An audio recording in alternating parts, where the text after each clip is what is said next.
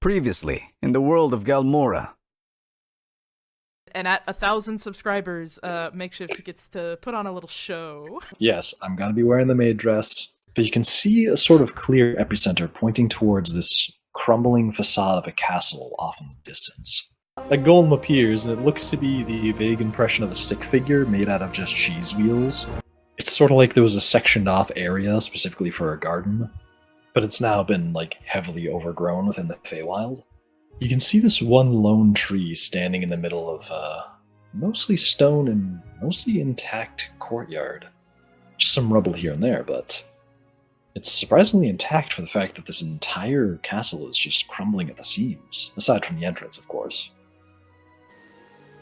At the base of the tree, you can see what looks to be a woman in sort of this red dress, but those wings are just such a clear crimson red, and it seems like all of this miasma of yellowish hue. It's a goddess! Are you kidding me? You're gonna go closer to it? Mr. Zendel, I think something seems to have happened to your spear.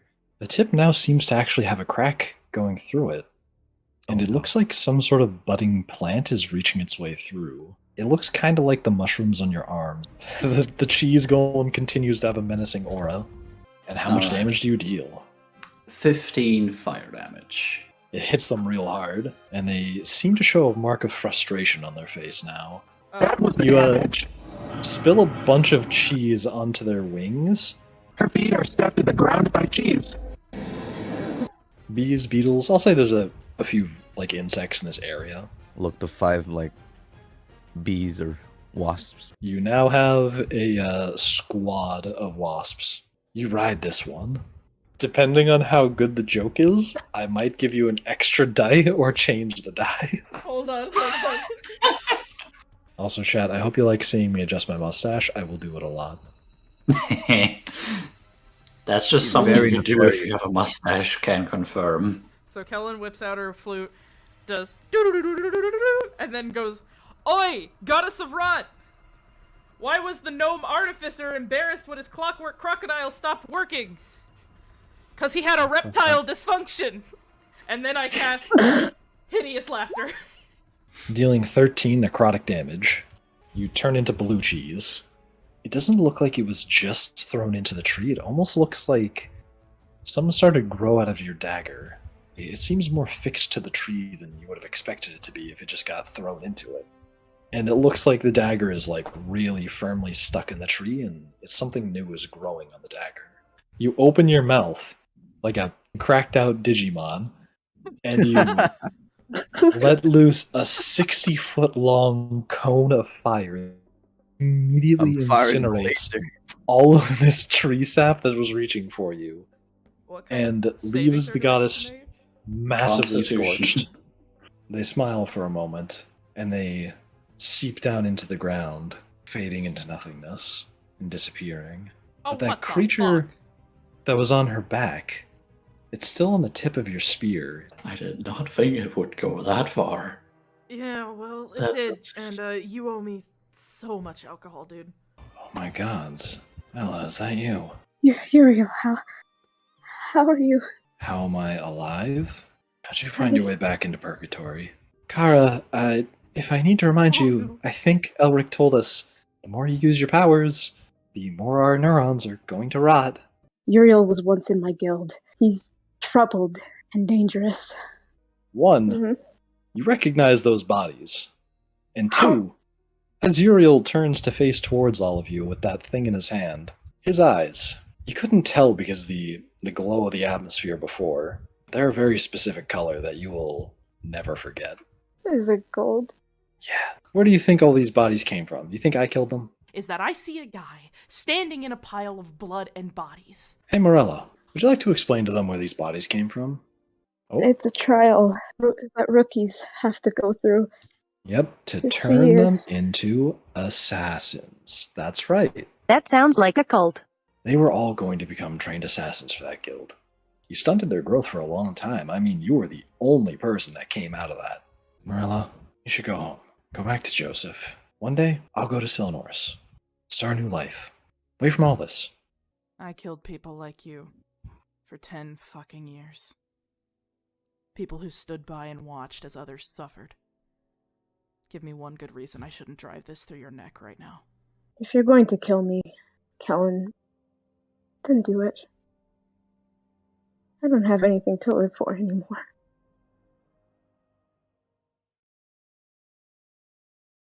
Welcome, welcome, welcome back to Rise of Vestia. Hello, everybody. Welcome back to Rise of Vestia. I am so freaking excited about today's session. Makeshift, would you like to show them one of the reasons I'm super excited? One of our 100 sub celebrations that we passed a while back. I think this is for the 1,000 subs. Oh, the 1,000 subs. This yes, was yes. 1,000. The 1,000 subs. So- my apologies. I'm not going to do a slow zoom so you can all see how messy my room is, but here is the maid outfit. We got Makeshift, y'all. We got Makeshift. Oh, So- my God. Yes. Perfect.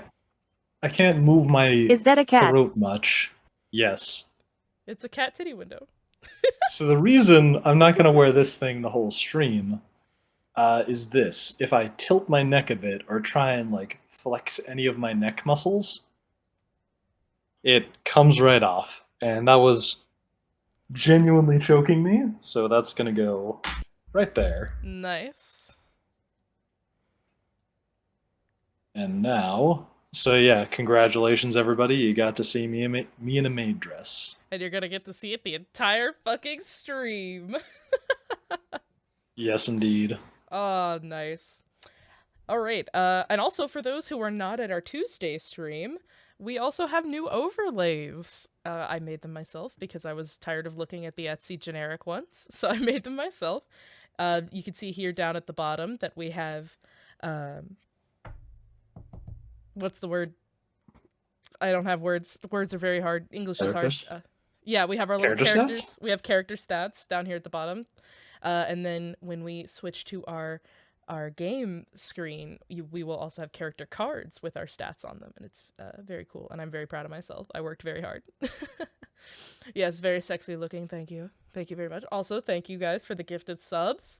As I have stated before, and I'll state again, any gifted subs, bits, or donations donated during any Untold Realm stream go right back into the campaign for character art, for overlays, for basically anything we need. So thank you guys so much for that. We really do appreciate it. Unfortunately, Streaky is not with us tonight. He had some stuff to do, so we will be playing with just us four tonight. Other than that, Makeshift, do you have anything else to start with before we switchity do on over?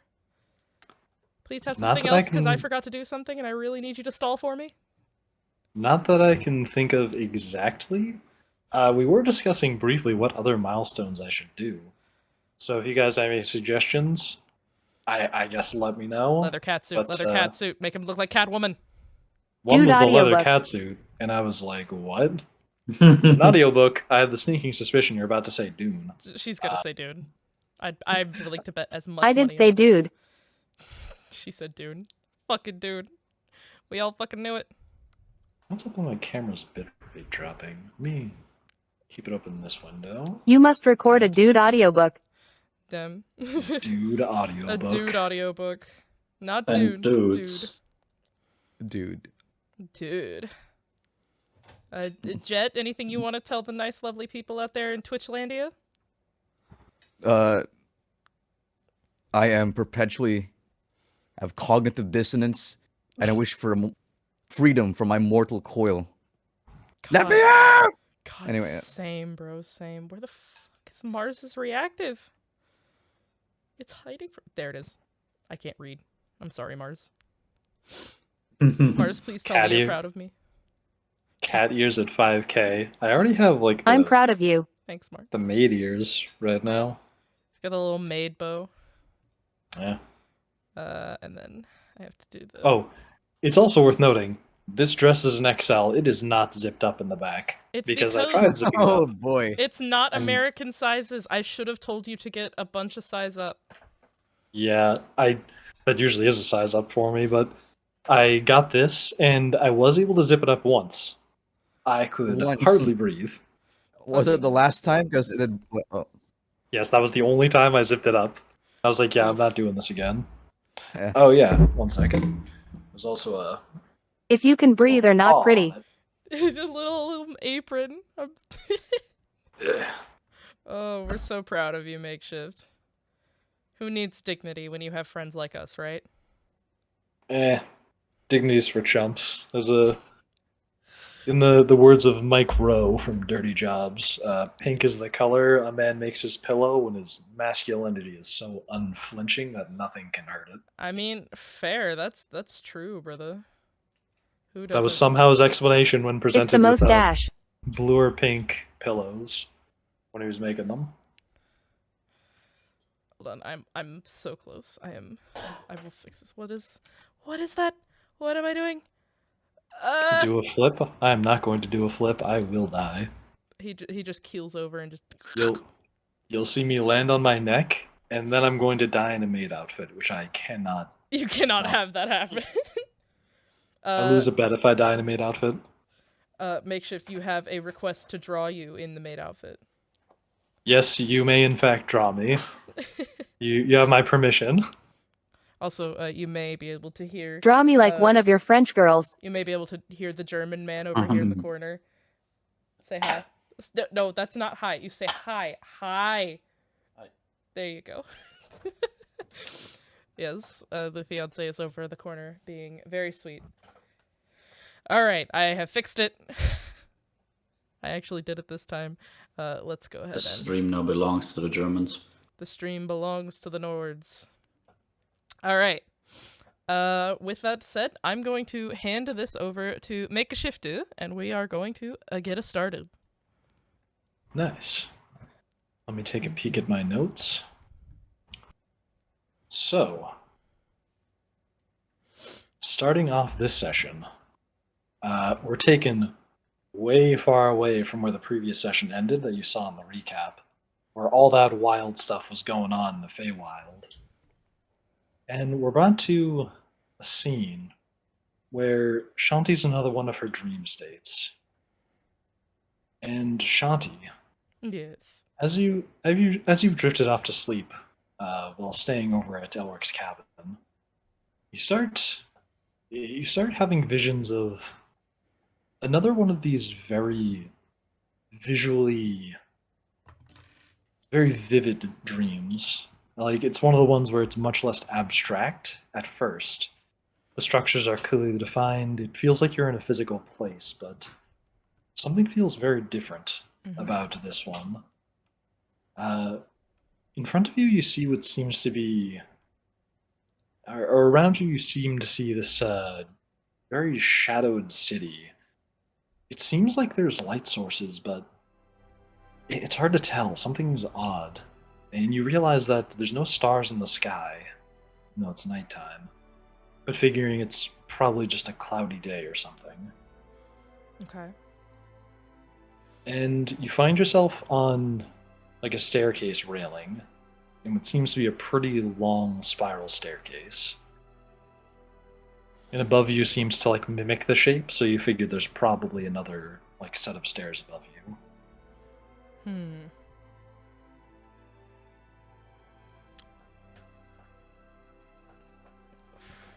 Is there any signs of people or living anything? Things seem pretty quiet, but there's really just this big opening to your left where the staircase seems to have this kind of clear pillar that you could probably look down if you just like poked your head over the edge. Well, I'm going to do that. I'm going to walk over and tentatively peer over the edge to see if I can see anything. As you do that, immediately you start to notice how the layers of stairs just seem to go really far down. Like, this is a deep spiral, and it's probably deeper than any building you've seen, even in Vestia. And as you look over the edge, it seems very unsafe just in design alone, like so many stairs, and it's just a like continuous spiral down to the bottom. You see a glow coming from deep at the basin of this pit. Shanti immediately gets nauseous, looking down the stairs, and if it's deeper than any building she's ever seen, she's pretty much at this point figured out that this is probably underground. So she kind of like steels herself, and because she can see better than she can, I'm assuming she can see better than she can. Yeah. Okay. Since she's seeing better than she usually can, she kind of figures out this is a dream. So she kind of steels herself and starts making her way closer to the glow, just slowly making her way down the stairs. You start making your way down the stairs and you begin losing your perception of time. It's hard to tell in this world how long you've been walking for, but it feels like there's no unique markers to anything on these stairs, not even like doorways along the sides. Until eventually you see something along one of the along one of the steps that almost you kind of don't really notice it at first based on how well it blends into the color of the stairs. But you can easily sense that there's something living over on the stairs that seems collapsed and humanoid. Okay. Remembering the dream I had before we all ventured into the observatory, I'm going to very, very cautiously approach this quote-unquote collapsed humanoid. As you get closer to it, you can start to make out it seems to be a kind of dark elf, but it seems a little bit off. Like, you've heard tales about elves that live in the Underdark that most likely resemble what you're looking at now, but sort of peeking through the eyelids, it seems like there's a purple glow coming from the eyes. And like the base of the skin color doesn't seem to be like brown peachy skin tones like humans and like halflings. It seems more like it just has like a grayscale base to it. It's like very, very muted skin color to it. So it looks nothing like the collapsed man in the chapel that I had the dream of before? Oh no, that one was very different. Okay, so once I get close enough to realize that this is not that collapsed man that I've seen before, I get close to it, and I kneel down, and I just try to look over for injuries, and I want to see if it's hurt, anything like that. It does seem... You're not used to seeing elves like this, but it does seem to have rather pruned features, and seems kind of dried out in a sense. Ooh. Are they face down or face up? They're kind of on their side, so you can see them facing upward more so. Alright, I'm going to gently roll them over onto their back, and I'm going to... first I want to see, are they even conscious? They are not. You push them over and they're like very lightweight. Is there a pulse? Can I check for a pulse?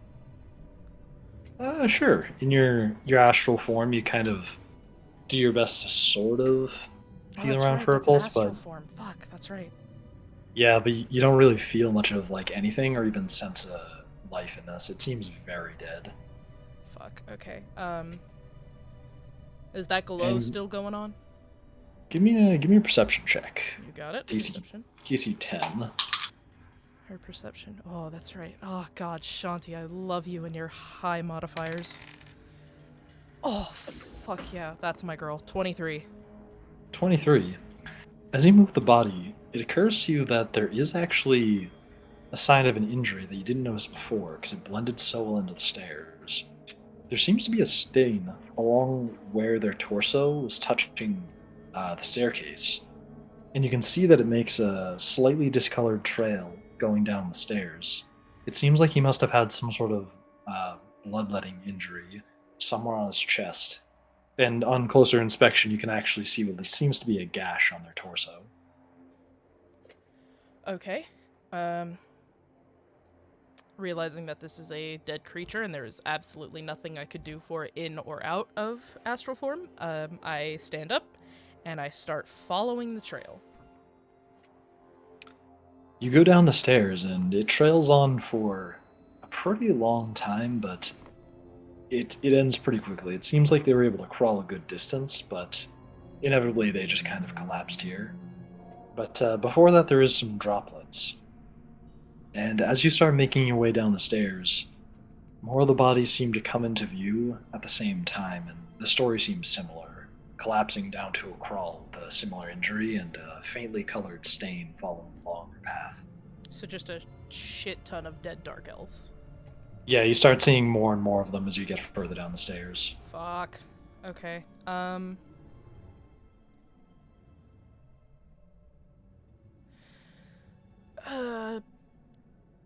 She's not really gonna do anything to investigate the bodies of the elves. If they're all similar stories, then she can't really do much for them. So she's just going to continue walking towards where all these trails are starting, which is that glow, I'm gonna guess, is probably where it's coming from? Yes. Do you continue down the stairs? Yes, I continue down the stairs towards the spooky, glowy bit. Your perception of time seems even more skewed as you keep getting further and further down. Not too uncommon for dreams. But as you start to lose track of where you're on the stairs and the bodies keep distracting you, suddenly you find yourself at the basin, standing on what seems to be this kind of calm, sandy, surface. But you've heard of deserts and you generally know how sand works. You've seen sand, but this almost seems more like you're underwater. The way you kind of step into the sand, it kicks up a bit of dust. It very slowly sinks back into place. Is the gravity different, or is it just an odd makeup of sand? You can't quite tell. Give me a perception or investigation check. Ooh, an investigation check. Oh, it's one of her proficiencies. Nice. I love this girl so much. Oh, fuck, I dropped the d20. Okay. Landed on a 14. Was her investigation modifier. Dirty 20. Dirty 20. Can we hold on You've for had- one hot second? I really need to take this sweatshirt off. Yes. Okay, thank you. Hold on 1 second. Spooky dreams, dead dark elves, purple glowy thingy. Makeshift in a maid outfit. 20. Okay, yes, back. Word. And so you realize from other dreams that you've had that had themes of being underwater, it seems like the sand is behaving in such a way where it's sort of under more drag rather than just less gravity, but it is a bit hard to tell.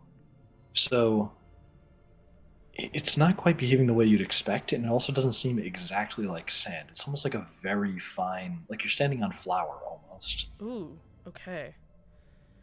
And then Oh. the glow from before, it starts to catch your attention more as a kind of heat is beating onto you. And looking up, you see that the staircase spiral above you quickly fades up into darkness, and you can't see the ceiling very far. You could probably only see 20 feet above you. The darkness seems a lot thicker right now than you remember it being. And from in front of you, there's seems to be this pool of a very deep dark color. Oof. She is once again extremely nauseous and trying to not have a panic attack after looking up at the ceiling. And I would like to make my way a bit closer to the pool without getting too close. You do that, and the sound of your footsteps is almost calming in how little it seems to echo. It does kind of feel like you're underwater right now. The world is very muted in the noises it makes.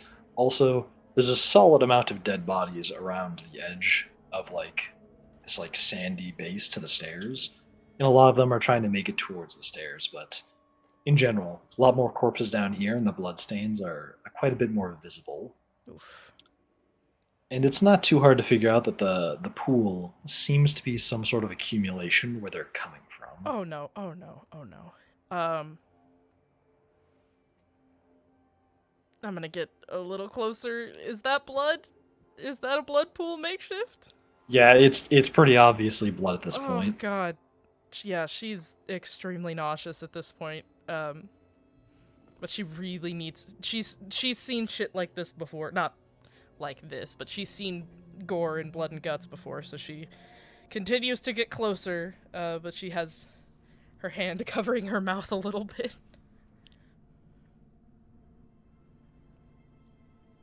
And as you do that, you start to realize that you can feel this sort of like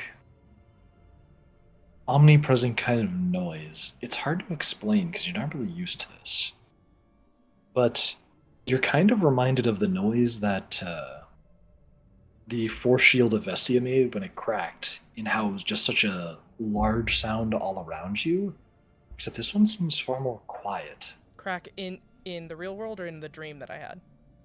The real world. Okay.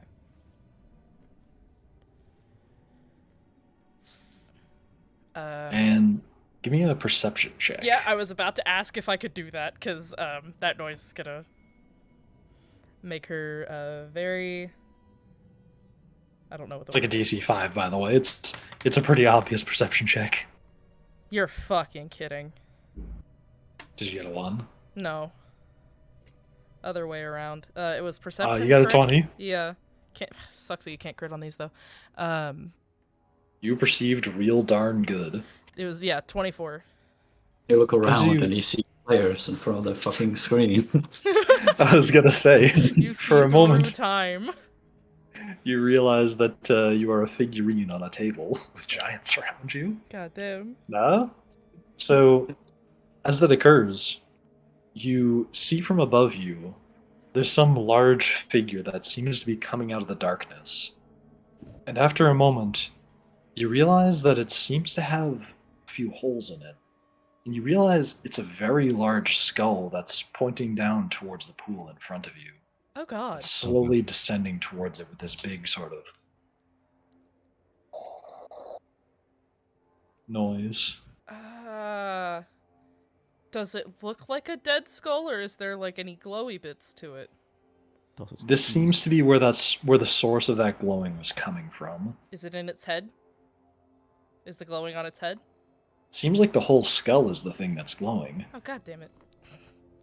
And as it starts to get closer towards the pool, you can see these tendrils of blood start to dance up towards the skull's mouth. Ew. As it starts to open up its mouth. And it seems like it's starting to make a noise as it does that. It kind of like starts reverberating against the walls and getting louder and louder. And the foundation of your dream starts to shake away, and you can feel yourself beginning to wake up. As it starts to shake away, I would like to look around and see if there's any identifying anything that I can remember. Like, grab onto it and see if I can remember, like, what it looks like, or any kind of clue as to where it is. All you can recall seems to be this spiral staircase. There's nothing particularly unique around you. And then you are jolted awake. Back in, I'm pretty sure Elric's cabin, right? That's where she is. Yes. It's nighttime outside.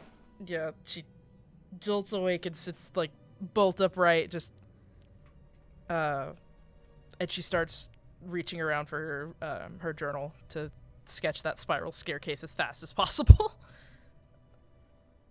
You do that. Quickly looking around for your journal in the dark, give me a dexterity saving throw. DC Watch 10. this one be a fucking one. Oh god, here we go. No! I spoke it into existence! I spoke it into existence! That is a 2 no. with a nat 1. No! I spoke it So- into existence. As you quickly jolt back to a standing position, probably out of bed with Elric, you very swiftly stub your pinky toe on the chair in his cabin.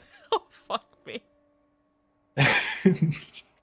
Do you make any noise? As a... Yeah, she definitely shouts out, fuck, hold on.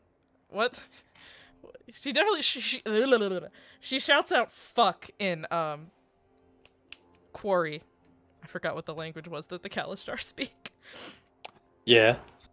You do that, and let me see if this wakes Elric up. Is he a heavy sleeper? Is the bitch a heavy sleeper? Is he gonna wake? 20. He woke up. I would expect him to not be a heavy sleeper, Mr. Guardian of the Forest. His eyes shoot open like that one super realistic zoom in of Squidward, Oh my god. where he's just like, and he sits upright and goes, "Well, what's going on? Are you all right?" She's like holding her foot and she just goes, fucking journal. I need the journal. It's over on the table. Can't you? Oh yeah, Really? sorry. She just starts muttering in quarry again as she tries to like rub the rub the pain out of her toe. Sorry, I forget I have dark vision sometimes. And Elric stands up and helps guide you over to where the book is, and he sort of like snaps at the nearby candle and it lights. Yeah, she's gonna grab the book, just throw it open, flip to the most, like the first empty page she can find, and she just grabs the pencil, just starts sketching the spiral staircase, and it's fucking jagged as shit. I mean, she can't really see that well, especially with eyes adjusting to candlelight. Mm-hmm. But you And know, her- it's a spiral staircase. And her pinky toe throbbing. Yeah, fuck. I know how that pain hurts so bad. You do that, quickly sketching out an image of what you saw, including a brief sketch of a human skull, the spiral shape of the staircase, and the quick features of the dark elves that you saw. Yep, that's what she does. She sketches it. And she stops and just stares at it for a second. It's just like, I have no idea what this means. Oh dear. Another prophetic dream, I presume. Unfortunately, this is exactly what that felt like. She kind of like turns and tilts her head up towards him and is just like, I need to get back to Cynade. Immediately. I understand. Alright then. Let's get going now then. Mm-hmm. And he casts some dancing lights around him to just have some lights floating around him. Shanti's gonna just start gathering her shit as fast as possible. Without do stubbing her that. toe this time. You do that, gathering your things quickly from Elric's very small cabin. I assume you don't take the potted plant? No, she left it there for him. Alright, you leave the potted plant there for him. Let me roll to see if he appreciates that. You have Nine. to roll He to does. see if he appreciates a gift from his girlfriend? Yeah, the Dude. dice. How Nice. many bitches do you get? Ugh, The entire Enough, forest is bitch. enough that I do a D100 for that roll. Let's go. Anything over a 5. Better fucking appreciate the effort she went to find a nice fucking plant. So you gather your things quickly and make your way back to Silenoris in the night. And I'ma just time skip now since Yeah, she's not gonna there's- do anything else until she gets back, so. I was gonna say there is no point in describing the whole venture back because it 'Cause takes like a she's day. going straight to fucking Cynade. Like, there's nothing that can stop this bitch. Word. Elric helps you along the way over to Silenoris, and when you get there, he like reminds you that he still has to go like deal with a couple of gods that are kind of, trying to kill each other and him, and he has to go back to them. She gives him a quick kiss before climbing into a carriage to fuck right off. You do that, and you make your way back to Vestia. By the time you get there, it is the early hours of the morning. It is breakfast time. Breakfast. Breakfast. I not even gonna change into my wandering pool clothes. You know what? Actually, hold on. I want to pause for a second, and I want to address this comment in chat. Does he appreciate the plant makeshift? Oh yes, he likes it. Good. Good. That's gotta be okay. lucky with D100. Okay. Yeah, she's not even gonna change into any wandering pool uniform, nothing. She's just gonna burst into the Capitol building and just straight to Cynade's office. Probably accidentally missing it a few times.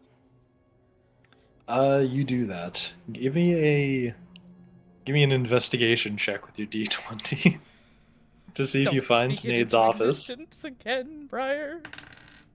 There we DC go. Fuck, what's 7 plus 6? 13. Perfect, 23. Nice. You do that, and you looking around at the doors for a moment, you kind of raise an eyebrow, and you're like, and you hold up your hands to remember. It's like, all right, yeah, this one, and you open the door. Cynade, you are greeted by the sight of Shanti in what seems to be a sleeping outfit, rushing into your room in the wee hours of the morning.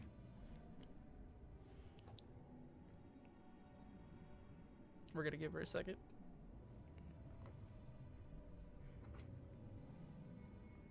Shanti immediately sees a portal behind Cynade, Shanti, when she bursts into the and room. it seems like she has been tinkering with the stones. Nice. Shanti doesn't notice any of that shit. Well, she sees the portal. She doesn't give a fuck. She just bursts the door open and goes, Cynade!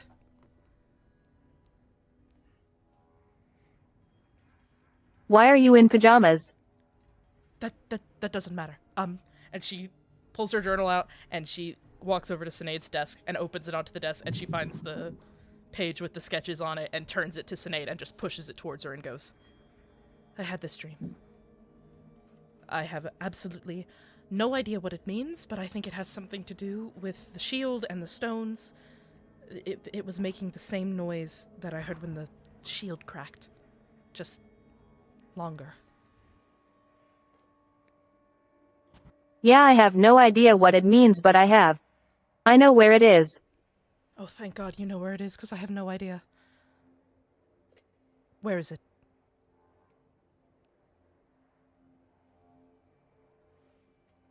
Do you want me to say the name? That you most likely you would have never seen it. It's in another world. Oh, dear It's- God. Yes, Makeshift, go. Yes, they tell you it's in a place called Umberin.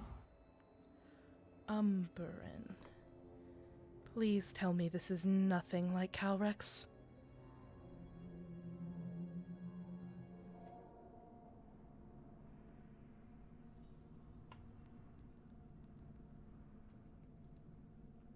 That was a different reality. This is a different world. It's the world of the void primordial. Oh. A primordial, alright. Well. Huh.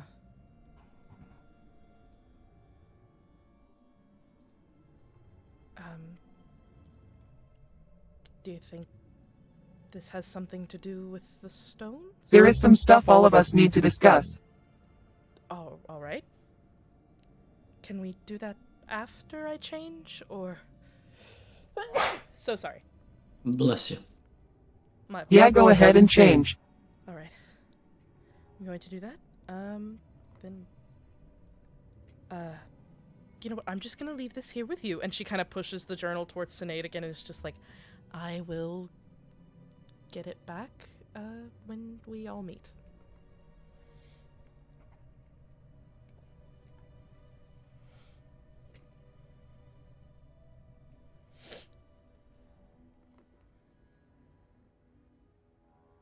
Give me a perception check on that sneeze. What? I sneezed, not her. I know. Okay. Perception check to see if it's the Rona.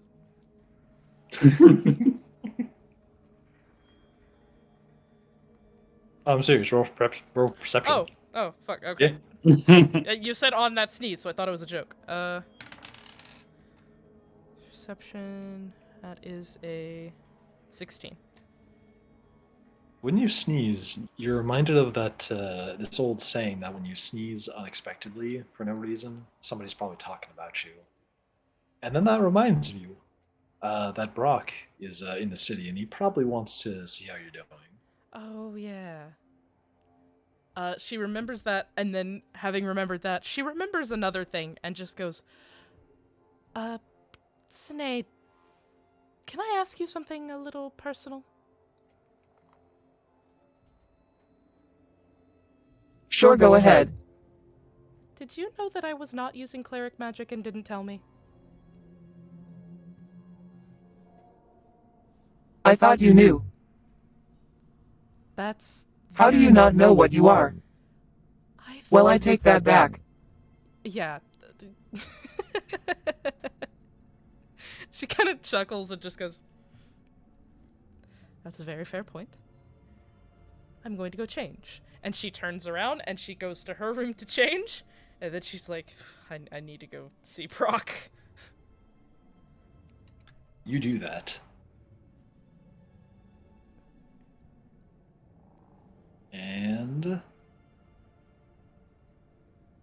Brock, you're sitting down at, I assume, like, your room in the morning, and you sort of hear a knocking on your door.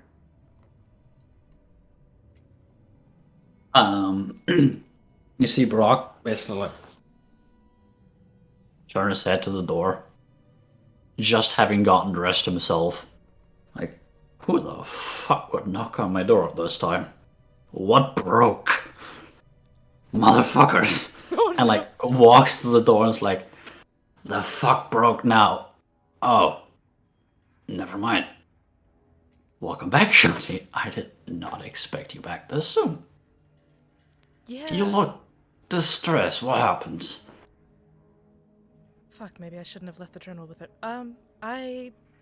Last night, very disturbing dream. Pretty sure it has something to do with the next stones, so I came back a bit earlier than I had planned. Well, I assume you already spoke to Cynade. It was the first thing I did when I got here. I didn't even change first. I was going to say smart girl, but that's not like she cares that much.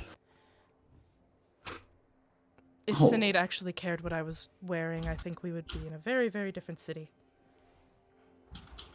Yeah. If she cared at all what people were wearing, I would also not be head of the fucking Artificers Guild. That's very true. But you did say if something was broken. Segueing into that, how much do you know about the differences between certain types of magic?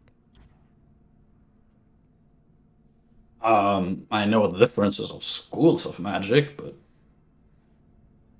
everything else, roughly, not much. Right. Remember when I was, oh god, 14, 15, and I told you that Vanu was teaching me cleric magic? Yeah. That wasn't cleric magic. What? But Mhm. it was healing magic. I thought it was cleric magic too. Apparently it's not. I would like to look around What and is see it, then? if Brock has a magnifying glass at somewhere in the room. Probably. Yes. However, you have to find it first, or ask Brock.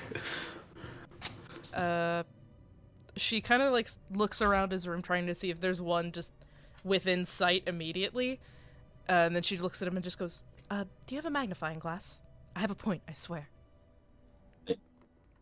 Okay, sure. And like he goes to his desk, opens a fucking drawer, sticks his hand deep into some Ooh. like a allotted amount of tools, and just pulls out a magnifying glass from the very back. Here you go. She takes the magnifying glass and kneels down so she's a bit shorter than he is and just waves him closer and points to her eye. And he will take the magnifying glass and kind of like, you want me to look at your eye? Mm-hmm. Okay. And he will do exactly that. Makeshift, do you want to describe what's on her lens or should I? Oh, yeah, that's right. This detail. So, Brock, as you take a magnifying glass and look really closely at Shanti's eyes, you've always known that they've had kind of like a cloudiness to them, but it seemed kind of pointless to like look really closely at them. But as you're holding a magnifying glass up close to them, they seem to have a texture at first, as you're kind of adjusting it just right to see like exactly what they're trying to talk about. You begin to notice that it's almost like a sort of negative imprint of like a star map. Seems like there's various dots of varying size with lines connecting between them, forming vague shapes. And it looks a lot like star maps that you've seen, but like very tiny. He's tiny. Is tiny. Seeing that, Brock will kind of go back for just a second, go back in, look again, like rub his fucking eye. Maybe it's morning, like his eyes don't work properly just yet. What the fuck? That's a star map. Exactly. It's a star map. Apparently, and she kind of like sits back on her heels and is just like, apparently, I've been using druid magic for. She tries to count how many years she has. 11 years. It's apparently a very rare circle called Circle of the Stars, I think is what he said. And that's what Banu was teaching me, and he thought it was cleric magic from the stars. Oh. I have never heard of that. Neither have I. How did you find out? Did Elric tell you? Did he figure it out? Shanti's cheeks go a bit pink, and she kind of just nods. Mm-hmm. Brock will kind of look just a little bit confused at her turning pink at that comment, and like look her up and down just a little bit. Say He's it, got fucker. really good vision. Say it, fucker. Do I see it? I mean, if you take a look at her, her character art, I mean, it doesn't cover her neck. Oh my god. So it is visible enough. Okay. And he notices the fucking hickey. And it's like, Shanti, what is that on your neck? Her hand kind of like immediately goes to her neck, and she's like, "What?" I know a bite mark when I see one. And while that did not pierce, you and Elric didn't perhaps... She kind of stands up and keeps her hand on her neck, and is just like, Where is he now? Why? I want to talk to him. What are you going to do? I just want to talk to him. Why don't I believe you? Because you know me.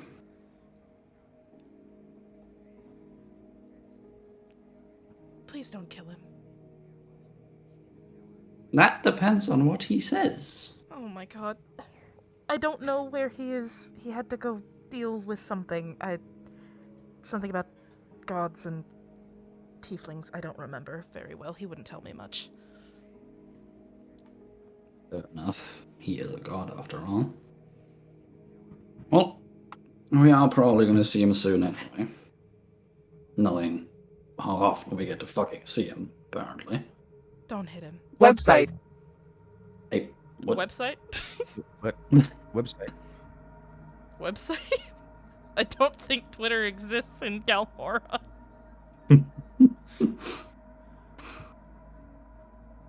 And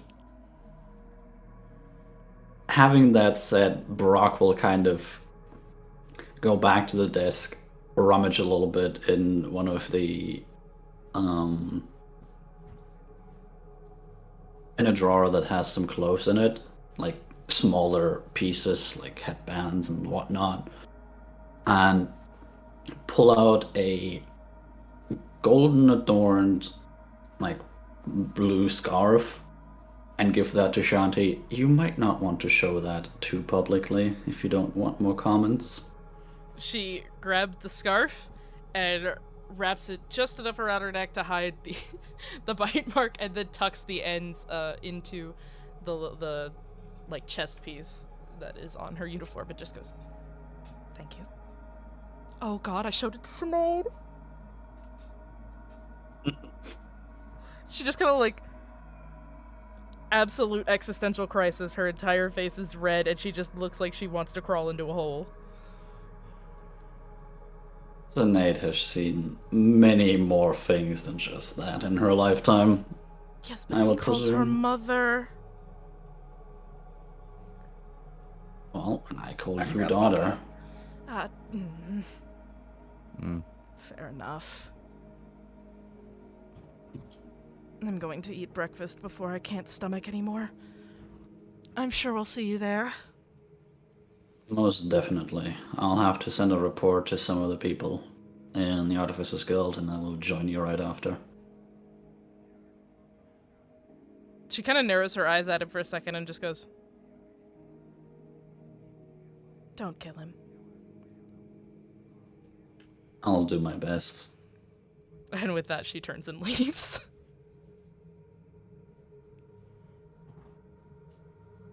See, I know how Brock's story progresses way in the future, so I'm like, oh, he might actually kill him. Oh no. Please don't kill him. Anyway, so, Shanti moseys on out of Brock's office while he gets to doing what he said he was doing. In the meantime, Zendel, have you been doing anything on this fine morning, Vestia? I got warped back to Vestia, right? Yep. Yeah. Unless you wanted to walk back to, I don't know, like, Mortail Bay or something. Oh, I'm pretty much sure I. Oh wait, no, yeah. Unless, Do you What want am more I doing French today? toast? maybe I got French toast. You can have French toast. Then I get That's some good French breakfast.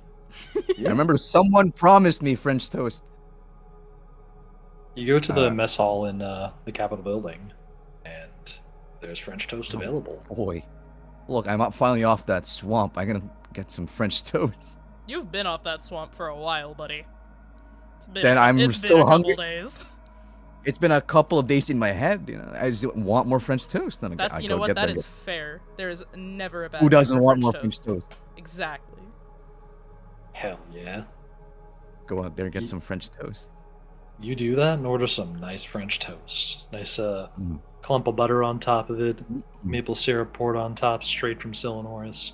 And, Yeah. nice thick slices of toast. Oh, okay. I think that was French toast. No one heard that. I could get. Yes, no one heard anything. I forgot my mic is like really close to me. You also see that there seems to be a special going on today in Vestia. It's called like says like the Mortail Bay like import special. There's like a chalked up sign next to it. You see something sitting next to it. It's like a display item. What's the display item? Wait, what's the special? What's in there? You get a little closer to see what it is, and you see a label that says like honey glazed cream puffs.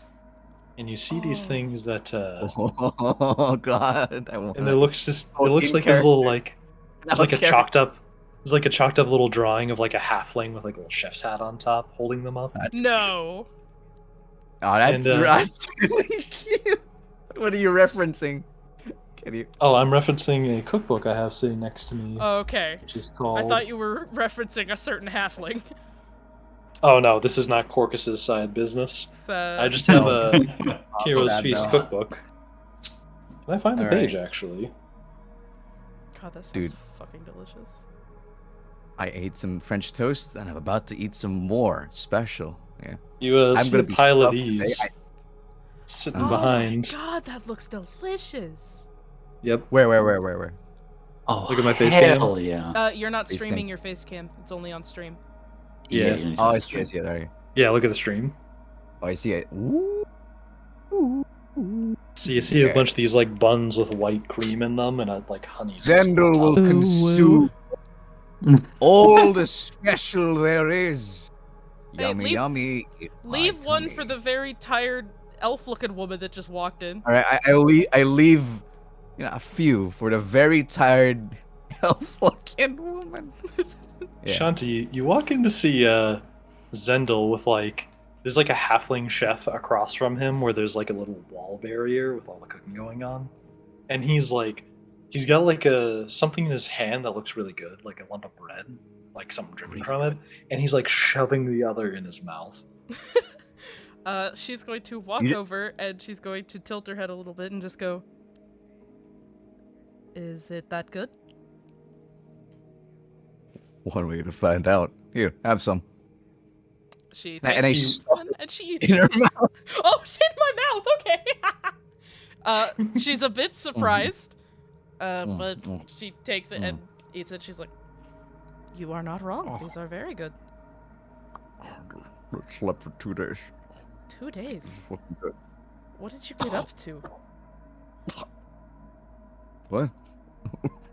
Why'd you sleep for 2 days? What happened?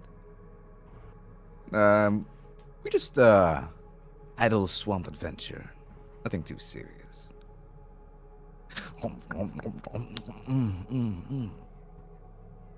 Knowing you, that How are you? probably means something big happened. What did I miss?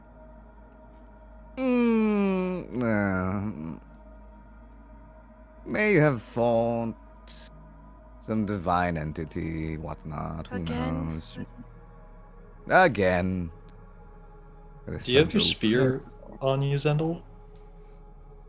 Do I materialize it like it's a summoned weapon? But not, I guess it's sitting next to the bench or wherever I'm sitting on for that special, yeah?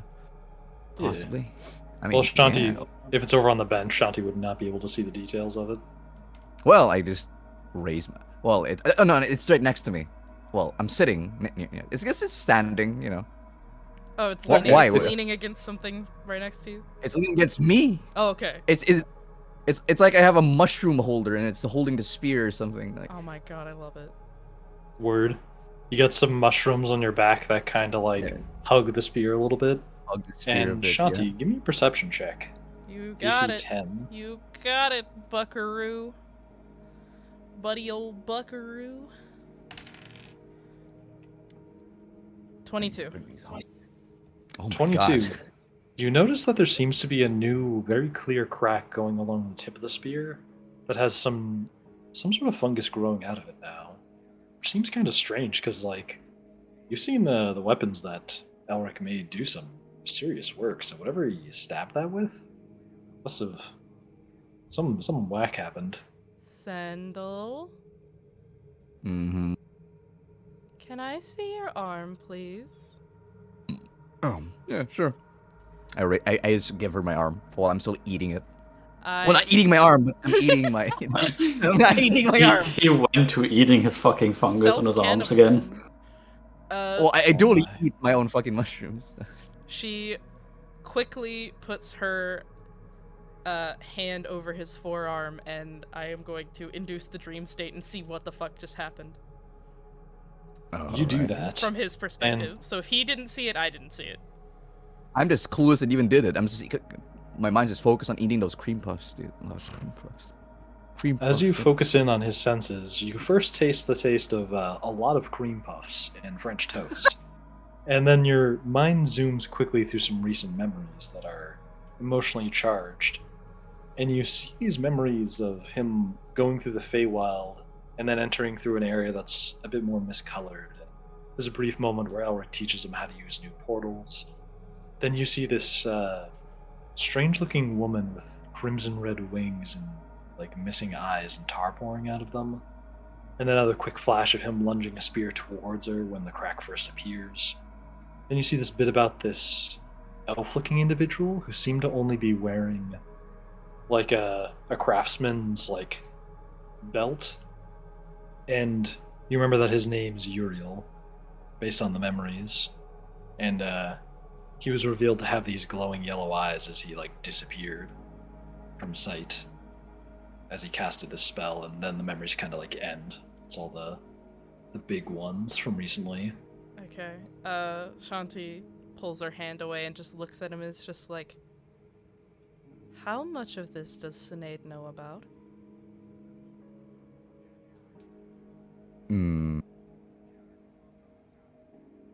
About what exactly?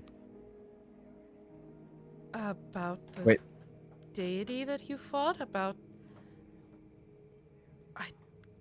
She can't really piece together exactly the conversation that was going on, but she's like, about someone else with the legend curse? A giant pond full of blood and bodies? Did you not think to mention this to her? Or where's... Morella left, didn't she? Yeah. Oh. Yes, you did. It was sudden. And I did not know the reason she just disappeared. But I don't know. As for Cynade, I don't think she knows a lot. And in fact, I think you're the first one to know, as you've seen through the visions in my head. Well, you've seen through my memories, not my visions. But I asked, you handed. that, well, it's better to see than to explain, you know? Exactly. And it's way Especially faster. you get to continue eating while I see them. Oh, yeah. As there's like one... reach this puff in my cheek. So, Shanti kind of sits. Wait, are we sitting or are we standing? I mean, we're probably are we sitting sitting. by now? Yeah, we're probably sitting Yeah. by now. Man, who Assumed like a yeah. maniac on a standing table? But- Wait, She kind of do like they have... shifts a little bit in her seat and looks at him and is just like, "Are you still going to help us, or are you going to return home?" Yeah. Technically, all of you have helped me. So, why not return the favor for a bit? So, yes, I will. So help you. And the rest. Glad It's- you're still on board. I wouldn't get nearly as much entertainment out of our battles without you. That's where my true language speaks. The art of combat. And eating! Cream puff. He crams more cream puffs into his mouth. I'm gonna be fucking sick, aren't I? Probably. Shanti Me. gets up, Give me- gets a small plate of food and rejoins him. Give me Yeah, a let's go. Constitution saving throw on those cream puffs. Wait, me or... Yes, you. Pepto-Bismol, get your Pepto-Bismol here. DC 8. Oh, Jesus. I have no idea what those are, but alright. Trust me, you don't want to. The Reese's Puff or the Pepto-Bismol? Both. Yep. Yes. I hope it doesn't involve any excretions. Make Saving that throw, Constitution save. roll. It's a saving throw. Hopefully. Come on.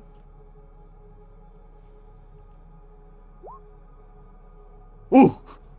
What the? Oh, okay. That scared me. I thought it said 1. Oh, You That got it. scared That's the just your shit out of me. bonus. Shits your pants right Man, I there. am gonna be in the outhouse for a whole night. oof. Ah, You Alright, shit after- your pants immediately. After downing so many cream puffs, you feel a little queasy in your stomach, but give yourself a quick and like burp a bit, and you feel awesome. Just cream puff heaven. Conversion to gas right off the bat. If you eat too much, you're gonna make yourself sick. Fine. Still takes a bit more, just a bit more. Sneak it in there. You do Oh, that. what have you been up to? She turns pink again and just looks away and just goes, nothing. You sure? Such a quick and hasty response. There was a baking festival in Silinoris, but other than that, nothing. Now I could use some bacon. Damn it. God damn. Why don't you go get some? I think there's some bacon over there. And she's trying to get him, to go away and forget what she's talking about. You know what? I take it. I'm hungry, dude. Both in character and out of character. Let's go. I'm gonna get some bacon. Okay. And I go. Zenil goes out there and gets some bacon. You do that. Sweet bacon. Bacon to slice some mushrooms in there. Bacon these nuts. Act like some. God fucking damn. I walked into that one.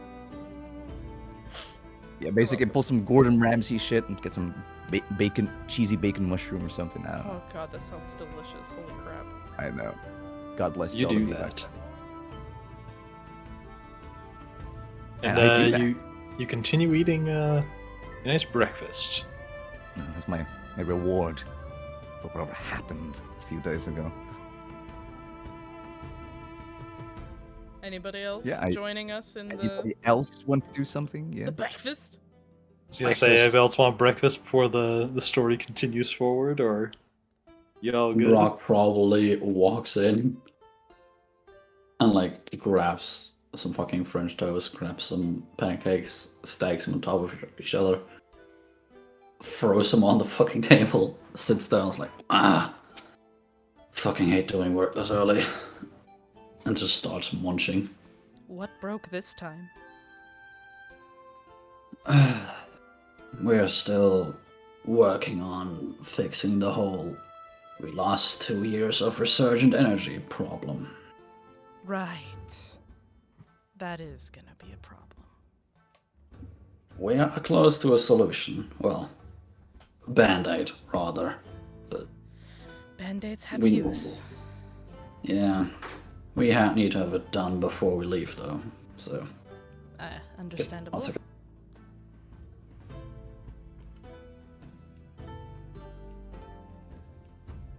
Cynade, are you going to join us in the partaking of ingesting food? She is waiting for all of you. Oh, okay. At where? Where? Oh, okay. Is she in the room with us, or is she just fucked off into Nowheresville? She is in her office. Got it. Okay. All right. Here's what I do. I get a plate of bacon and I mage hand it towards her. Can I even reach? I don't think I can reach that. All You right. can't tempt her into the dining hall. As Bacon, mushroom. As you start something. using your mage hand ability, and it floats up a few sticks of bacon, they kind of float towards the direction the hallway is in before they don't get very far. And you see Jonathan kind of duck around them and look for where the mage hand came from. And he goes, "Oh, everyone!" And he hurries over towards you. "Nice to see that you've all gotten breakfast. I'm about to go get mine. I hear there's a halfling special today." "Oh, Zendala. See you've helped yourself to that." Oh yes. I'd enjoy it. Hello, John. Hope you left some for the rest of us. Yes, Miss Shanti? Oh, just saying hello. Good to see you as well. Funny that I meet you here, actually. Miss Sinead was just asking that you all join her once you're done eating, back in her office. Oh, Here we go again. shall we go now? Shanti is going to toss back some of the fucking orange juice that she got. And Toss back? yeah. You know that when somebody's like, "Hey, I need you to come with me," and you got something in front of you, so you're just gonna drink it really quickly? Oh, I thought you meant fucking shove it on someone's face. I was like, whoa. Throw it behind her. I'm like, Shanti whoa, just pulls rude. a Kellen and throws it. No. Yeah. 180, again. It's like, All right, whoa, yeah, I wrong guess he's- character. Yeah, no, she quickly drinks the rest of her orange juice. And I You do drink that. a whole glass of water too, because I need to flush that thing down like the toilet. Oh my god. You do that as well. All right, I am ready to meet Cynade. While I wait for my Brock, companion. you want Brock, to just give me- take your plate with you? Give me, No worry, I'll mage hand it. give me a Constitution saving throw, Wait, who, me or Brock. Brock time? Yeah. What? Yeah, I assume you're eating during this time. Oh, yes. Mhm. That's a 25. Everyone is having a 25. good stomach today. Jesus. As you were, as everybody was busy talking to Jonathan for probably less than like a minute and a half, they look back over towards your what used to be full plate and see that you're already like taking a napkin and like, all right, I'm ready to go. Just dabbing up your face a little bit. Shanti's not even surprised. That's just like, yep. That's Brock. Pie eating champion. Exactly. She's not surprised. All right. This mighty floating plate. Ooh, mage Let's go. hand. Ooh. Henry, I'm assuming that we're gonna need my armor. Go grab that. He does that, giving you a mechanical salute and heading on off to your room to go grab that. Clink, shunk, clink, shunk. His head's still playing some elevator music, if I'm not mistaken. Yes! Yes. Oh my god. I do not regret that at all. So many callbacks. So, I assume you all make your way up to Cinade's office? Yes. Wonderful. You do that, and you see Cynade working on something in her office, and there seems to be a portal open in front of her. Yep.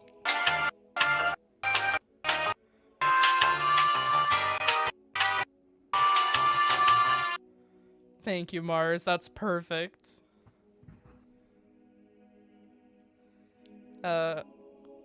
Is Jonathan first, or could Shanti come in first? Oh, Jonathan's still in the mess hall. He's eating. Okay, cool. Shanti will enter first and go straight to the desk and pick her journal back up because that's her baby. Don't touch her baby. You do that.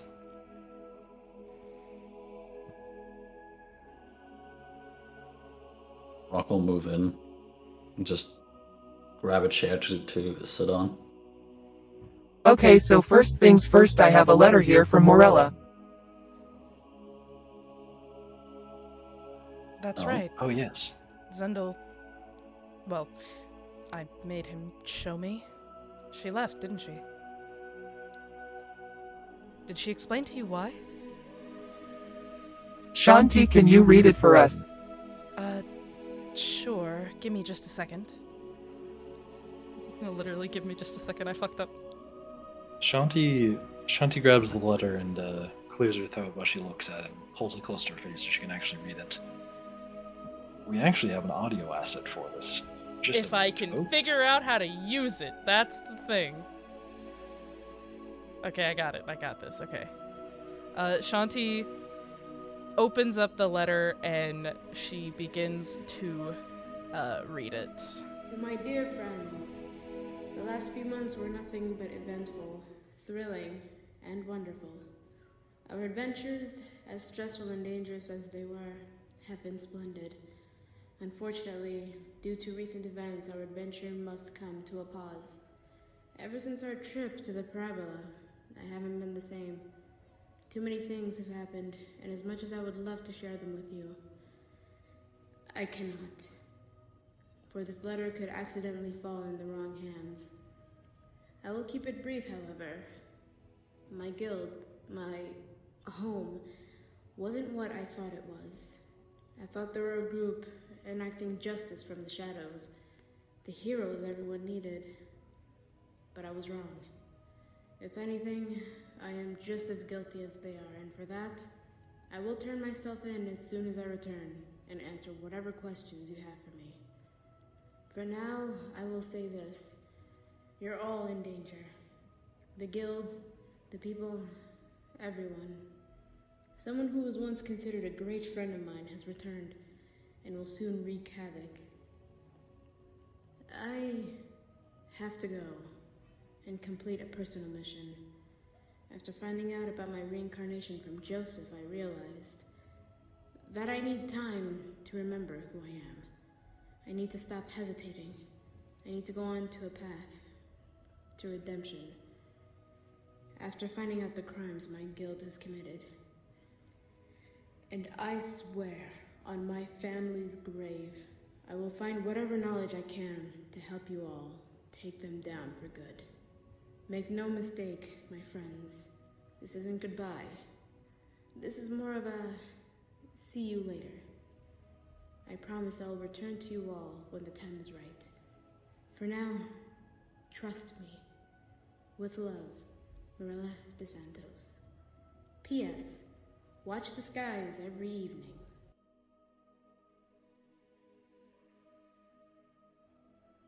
Shanti finishes reading the letter and closes it and just looks at everyone in the room. It is just a little bit sad, but she understands.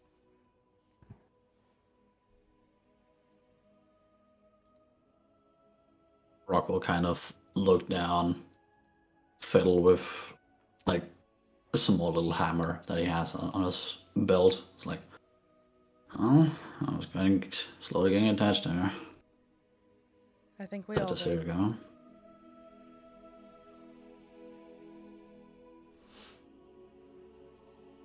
Well. Yeah. I'm sure we'll see her again one day. Anyways. I know you didn't mean it that way, but the TTS makes Send it it. sound so unemotional. Mushroom Man. Yes. I'm just going to say this, I know. What care had you do? And I know what you are. Since when? And I know that you have a task that we all have to eventually complete. But I think you should tell the rest of them. Actually, you should just tell Brock. I kind of pieced it together from the Yeah, well. memories. Shanti only knows after seeing my memories. You gave me And your first- arm. I did. I consented to it. It's, just better watch a visual in it. Whatever. Brock, in my last adventures, I possibly, killed someone. Then discovered... They're not dead. I'm not dead. Yeah, I'm not dead. I think she said they're not dead, so Yeah, they're you not dead. didn't Wait, kill anyone. Do you want I don't me care. to Okay, explain go it? You on. sound like you're stumbling. Yeah, go. The green puffs are hitting kind of hard.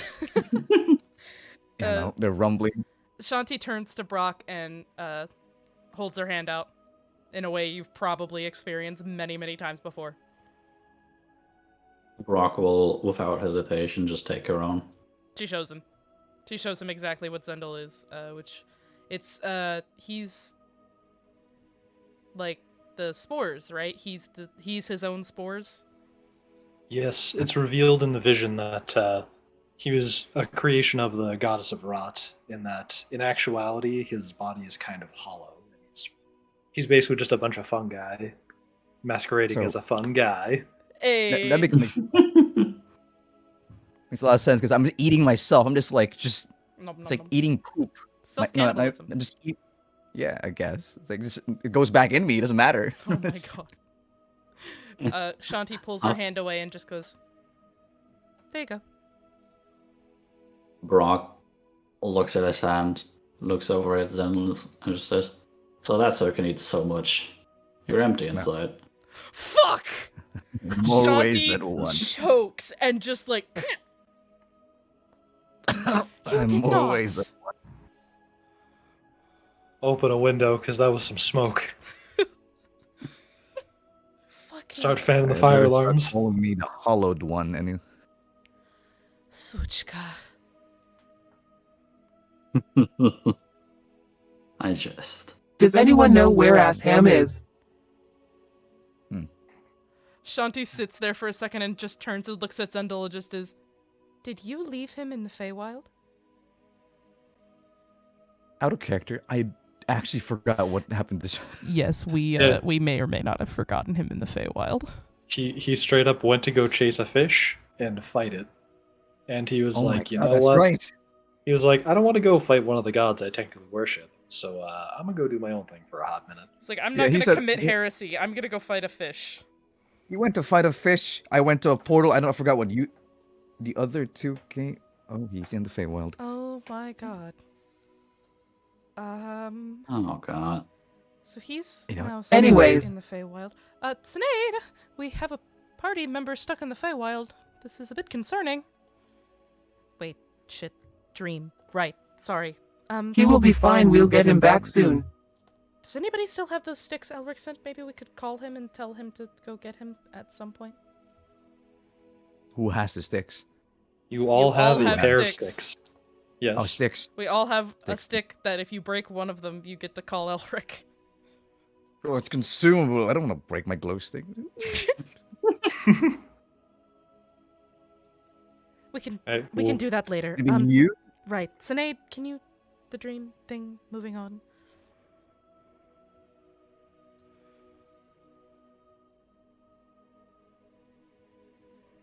Oh yeah, so I'm pretty sure there's another stone. And another world. Yeah. Osai figured out portals. Wait, you figured out portals? Like, can you make them at will now? Do you see the portal? I mean, yes, I see the portal, but I see many weird things in your office, Cynade.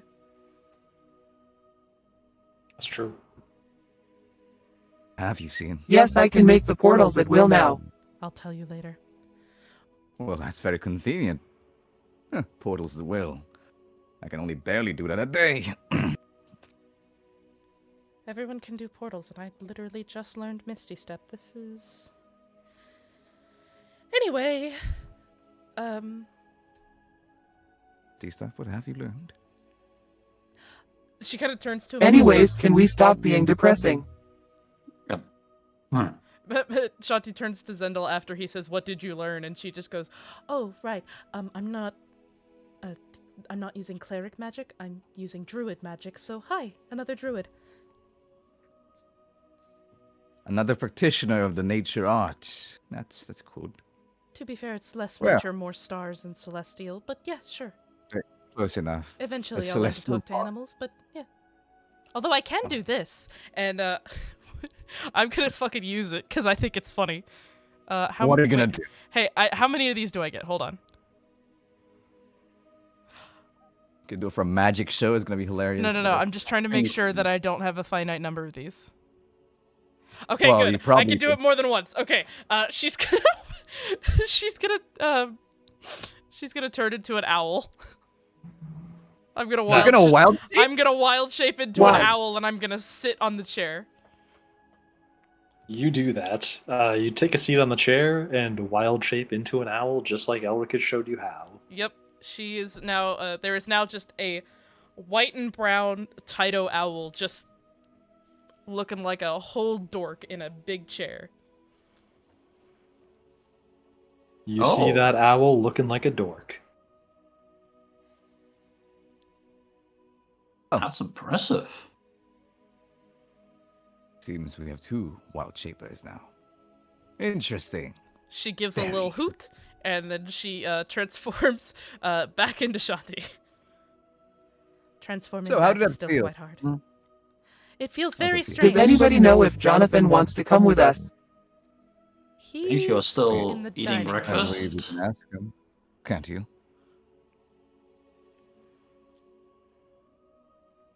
I'm He's going to probably page finished- Jonathan. He's probably finished breakfast by Open a now. megaphone and it's called nothing. You page him. How the fuck With, does she page him? What kind Oh, of yeah. time There's- period are we in? A glowing forgot- stone. Magic speakers. Don't worry. I forgot to mention there are these stones that exist here. They're like one-way audio portal stones, so it's like a stone that calls one other stone. Ending stones. Yep. You talk into one end, it Oh, sends it to okay. one. You talk into the other end, it sends it to the other side. You can make a loop out of them. Okay, that makes sense. So they can call two other rocks permanently. So you see Sinead talking to one of them, and they say,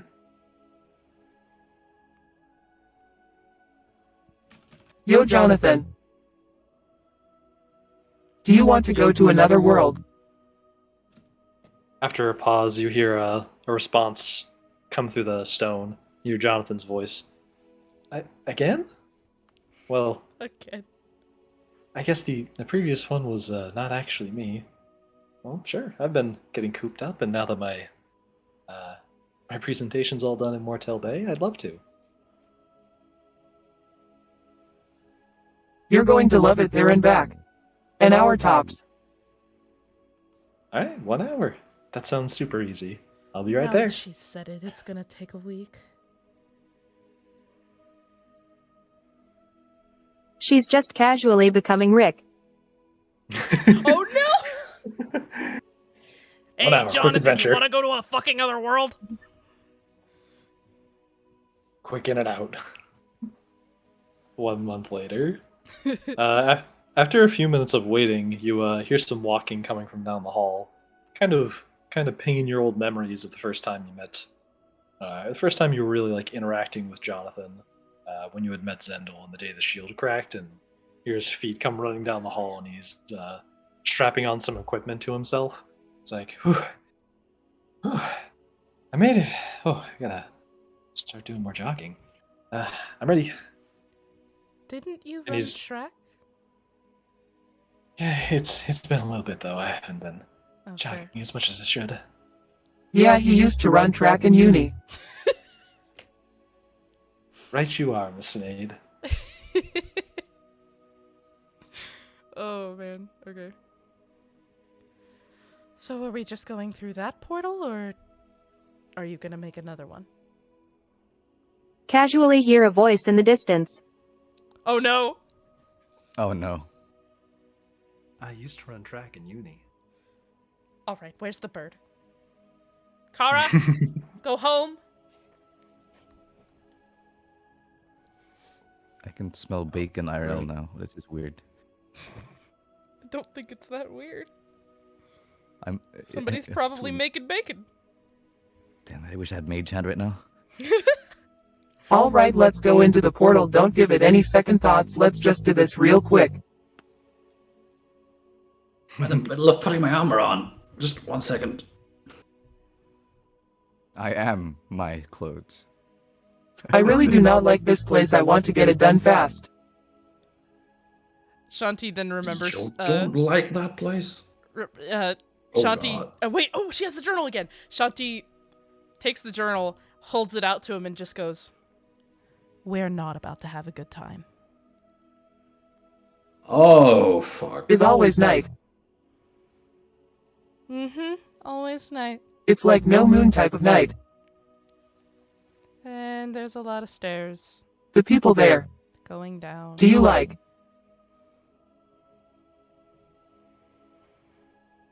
The people there are very, how do I put this? Don't be racist. They're like her with the dreams. But assholes about it. I mean, if we're being Oh, fair, there are a fuck. lot of Kalistars that are assholes about it.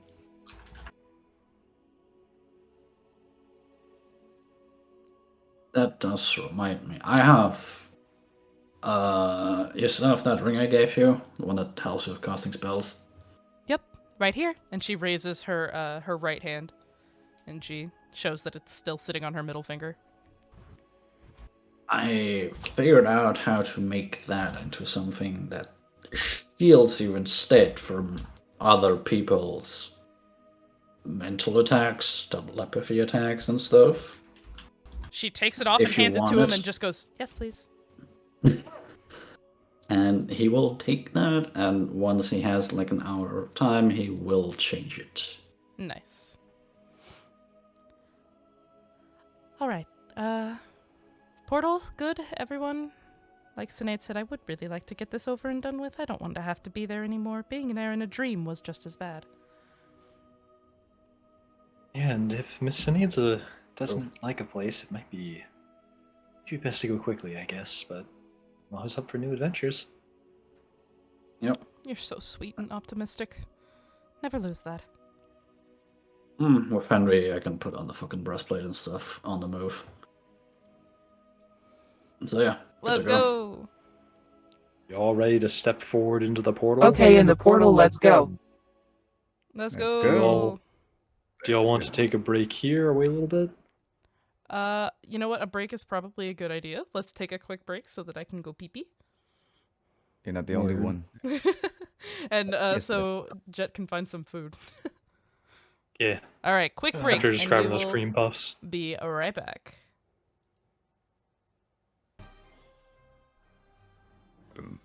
And Hello, man. and we are back with Rise of Vestia. Everyone. We are back, and I'm going to hand it immediately over to Makeshift. Makeshift, where are we? So, should have coughed before the stream started. The party, it goes through one of these portals, but it's a lot less like the one that took you into the parabola. This one was a much cleaner transition of in Vestia 1 second, a few steps later. You're now in a much darker place, though. That does still match. As you're looking around, your eyes adjust a bit, and you start to notice there's a bit of an illuminating glow. It seems like there's some sort of pattern across the ground, which has these faint lights illuminating it. Quick And- question, how many in this party have dark vision? I do. Good question. Hi. Everyone but Shanti, great. Shanti doesn't have vision. Shanti She doesn't have vision, period. Vision. Okay, cool. Everyone can see but her. That's great. Shanti is going to look like a very stern mother the entire time, just trying to squint.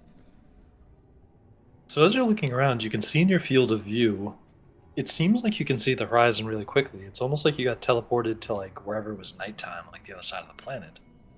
And as you're looking up, you can see the stars and constellations that seem... Something seems off. They're a little different than you remember. Like you can see familiar constellations, but they seem a little warped and skewed.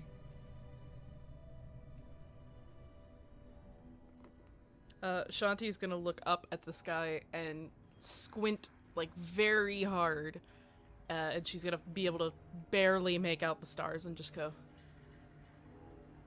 I don't like how close that is to correct, but also it's not. As you look up, it almost seems like the positions of the stars seem clearer than you expected. Like they should have been harder to spot, but it's like you're not quite yet used to this darkness. Like there's almost no ambient lighting from a city around you that has torches lit all the time. But it's like the darkness of the Silenoris woods, but without a campfire and no trees around you.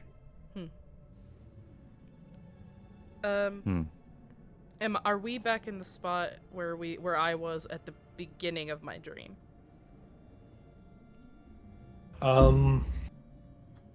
Not actually. This does look quite like it. Yeah, you are in the spot that you started that. Okay. Shanti's gonna turn to Cynade, or the blurry outline of Cynade, and just go, you said you knew where the thing in my dream was? Care to lead the way?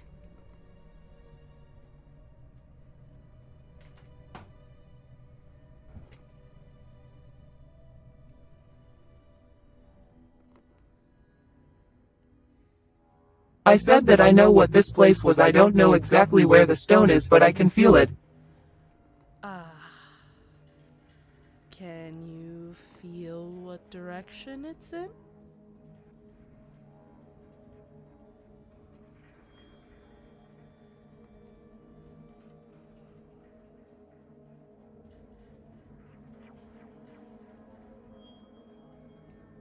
I'm assuming so. I guess we just go into one direction, and if I feel a stronger pull, we just keep going in that direction.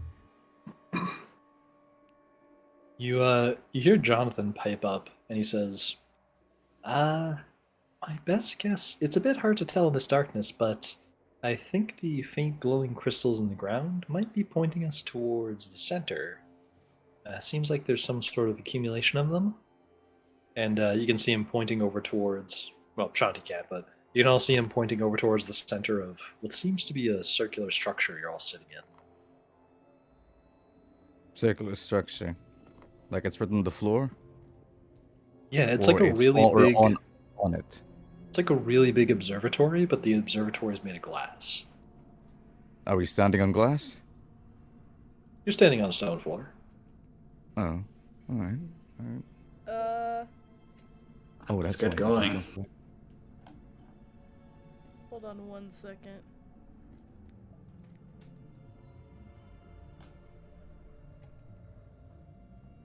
I would like to cast that for myself so I can see a little bit better. I'd like to cast Fairy Fire, please. You do that. Each object in a 20-foot cube within a range outlined in blue, green, violet, yellow light of your choice. Any creature in the area when the spell is cast also outlined in light. Fails dexterity saving throw for duration. Objects affected by creatures in light. I assume you want to cast it on something you're holding to emit dim light. Fuck. Any chance anybody got a stick? Zendel's got exactly that. He's got the coolest stick you've ever seen. Shanti is going to feel around a little bit until she finds Zendel, and then she's going to cast it on his big old spear. I'm over here. Stop moving! I need some light. Zendel T poses. Okay. Sure. Okay, I gave her, the big stick. You do that. Oh, well. Oh my god. Not oh my god. The fucking speed. That doesn't help. Okay. Wrong character, wrong character! Abort, Wrong abort! character. The other druid. Wrong druid, The wrong other druid! druid. Fuck! And so you do that, and the faint golden glow that's given off by the wooden weapon becomes a much more vibrant glow, and it seems to illuminate the area around you rather well. I start wearing shades. And you can now see you can get your footing now pretty easily. Oh, I thank only god. produce fire. I only knew produce fire spell, flame spell. Can I see the things in the floor now? Yes. Okay. The crystals were already glowing a little bit. You could make those out kind of like the stars. Yeah, but I want to make them out But better. Yeah, but now you can easily see the floor beneath you seems tiled and crafted to an extent. So it seems like an intentional structure. Alright, Jonathan pointed to a little area where it was,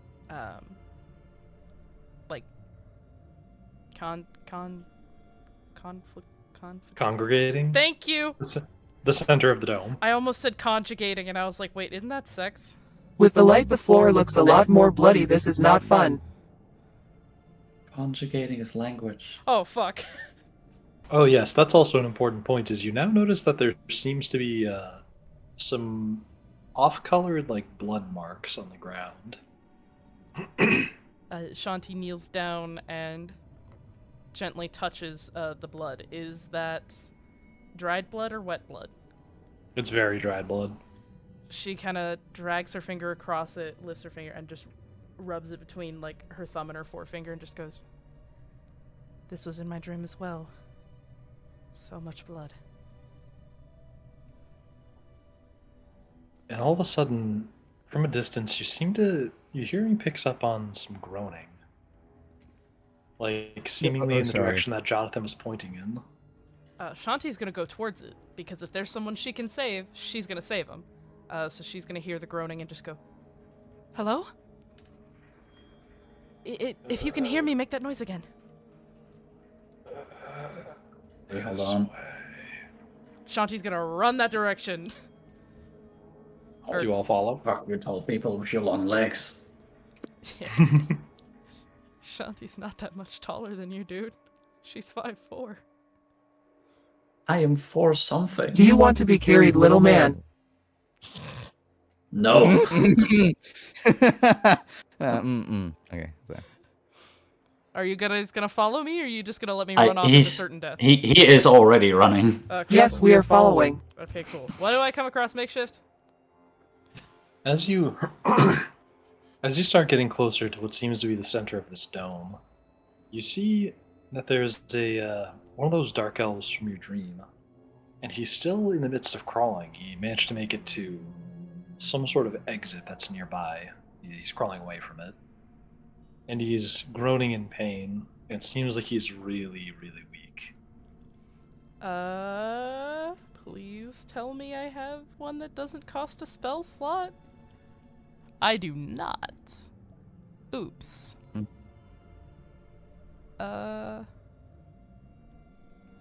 Where the hell are all my... Okay, there they are. Somebody else heal him, because I really don't want to spend a spell slot right now. Alright. Where is the good old touchy-feely spell? I was joking, don't do that. Where? Magic touch. Do I have magic touch? Wait, no, not that That is one. not what it's called. I'm fucking with you, dude. It's cure wounds, there it I'm is. pretty sure. Wait, was it healing word or cure wounds? It's probably cure wounds. Healing words range, but a little bit less. Yeah, but that's Yeah, why we're gonna go do with cure wounds. wound. Have to roll for that, right? Okay. Yeah, 1d8. Roll 1d8 plus One. Your spellcasting modifier. plus my insurance, whatever. 800 588 2300 I think Empire ability modifier. today. Wait. Today. Thank you, Mars! They're not an insurance company, are they? Spell attack bonus, right? Yeah, spell attack bonus, I think. Spellcasting modifier, yeah. Wait, it just says wisdom, so I gotta... Aren't they a carpet Yeah. cleaning company? Wait, are they a carpet? I think so, yeah. Oh my god. That's rather specific that you know that, because you're... I'm pretty sure that's an American company. It At is. least I've grown up watching those. This It's a meme. Damn, that's... You Wow. heal him. 12 points of healing. Jesus. Nice. Have some HP. As you touch him with Cure Wounds, you can see that he was leaving this miscolored trail behind him of what you now realize is blood. And as you cast it on him, it seems like it's pulling the blood back towards him and up into his wound. And he kind of like gasps back to life and seems to have a bit more energy now. Thank you. But I don't think that will be much help soon. What's happening? His eyes look around. It's hard to explain. You, Miss Cynade, is that you? Cynade, do you know him?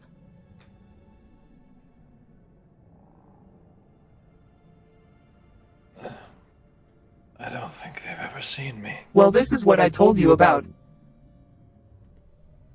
Yeah. You'll see in time as you go deeper. But Miss Cynade, you must leave this place. They lure you here. It's a trap. Great. A trap? What? Yes, I know very well it is. Wait a minute. What kind of trap did I just... Cynade. Their arms start to like reach towards you in this sort of like fleeting motion. You don't understand. I am an oracle, gifted with precious with foresight by Lord Valance. One of his final gifts. You must give your enemies. They used my gift. They and as you see them start to like fade back into unconsciousness, you can see that blood trail that they were leaving behind. It seems to like get pulled away from them, and the stain kind of like moves across the floor, and the light completely sucked them as they then sort of shrivel up in their place. lighten up quite a bit. Is he dead? I Yes, healed him from he is. Yeah, he Oh. just got the soul pulled out of him. Can I mage hand it back in? What the fuck? Give it back. Can you pick up the blood and just back Can I inside? Can I get this soul out back and then get back in here? Fucking jam it in there. Perform CPR. Can Yeah, no. Yeah, no. Okay. What you just saw. Oh, my neck. I just broke it. What you just saw is you've never quite seen something like that occur. And whatever just happened to him, it seems like he had some sort of magically induced death. So magically it's unlikely a heal spell will do anything for him. There was nothing we could do. The fuck is stealing blood from these people? Why do they always have to die? When they're about to say something important. That is oddly a common occurrence. Cynade, he said this was a trap. You know it's a trap? Do you know we can survive it? I have an inkling of it. That does not make me feel any better. Can I see if in the direction that the blood went into, if there is anything like waiting in the shadows? You see that it heads towards what seems to be a staircase. Okay.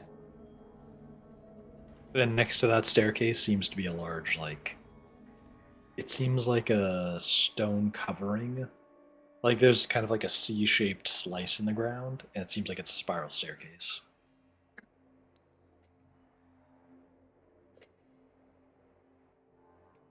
I did not mean to interrupt, but you.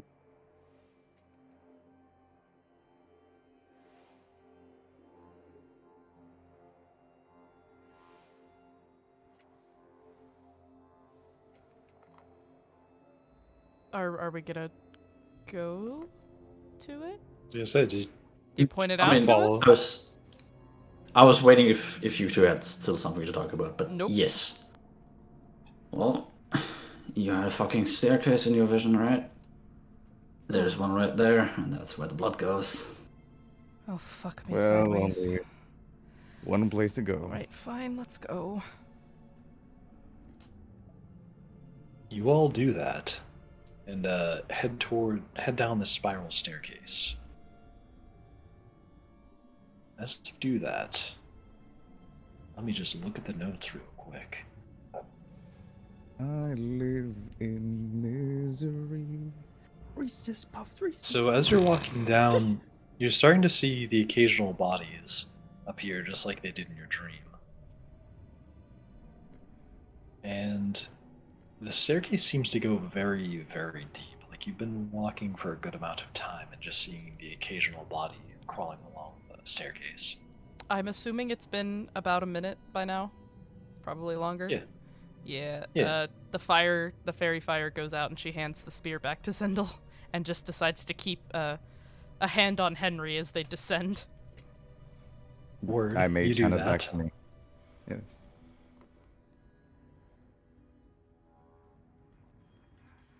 I actually make light without spells now. Do I have any light spells on me? I can cast a mini light that makes 5-foot radius. Oh, look, I have my own fairy fire. Fairy fire only lasts for a minute. I am no, I'm going not- to take a small chisel out of my fucking tool belt somewhere and use magical tinkering to make it glow. So that she at least can see the fucking stairs. Oh, you lovely dwarf man, you. You do that. And now, as you do that, it starts to illuminate things better, and the staircase doesn't seem as deep as the one you remember dreaming about, because you're starting to get close to the bottom of it. It doesn't resemble the bottom that you had reached in your dream. And then, once you get near the bottom, you see a very nice looking door that seems to have some illumination around it. Some oddly colored torches kind of flicker like a solid white light. Yes, Mars? I saw your ping. She pauses for a second.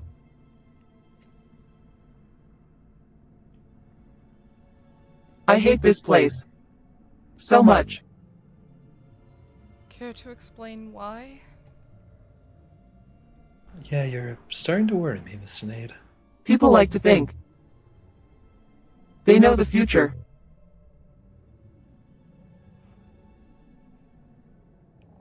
They only see bits and fragments of it, and they think that they are oracles. You're telling me. It's the first thing we learn in the Wandering Pool. Nothing we see is ever set in stone.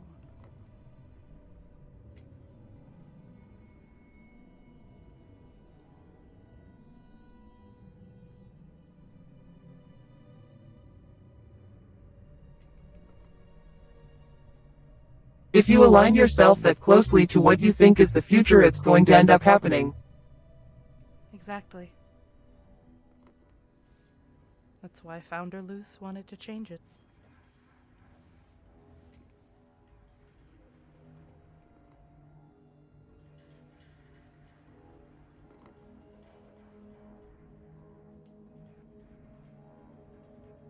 Well, big door. Big door? Where? And Shanti's gonna look around and squint her eyes.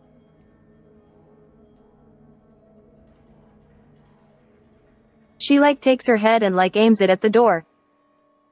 Oh, there's a door.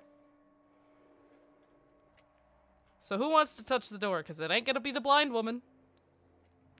I'll touch the door. I reach for it. You touch the door. Oh. And it is There in goes fact my a hand. door. Oh, okay. Nothing happens. All right, it's just a door. I open think it. you have to open the door. There you go.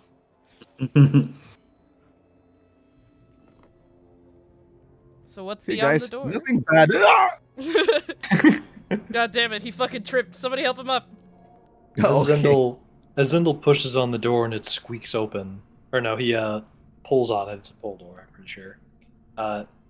He opens it and it begins to reveal a crack that he can look through. And he looks over his shoulder and he's like, "Oh yeah, looks." And then you see him get yanked through the doorway, and as he shouts something. Oh shit. Okay, he Oh, actually got God. yanked. Fuck.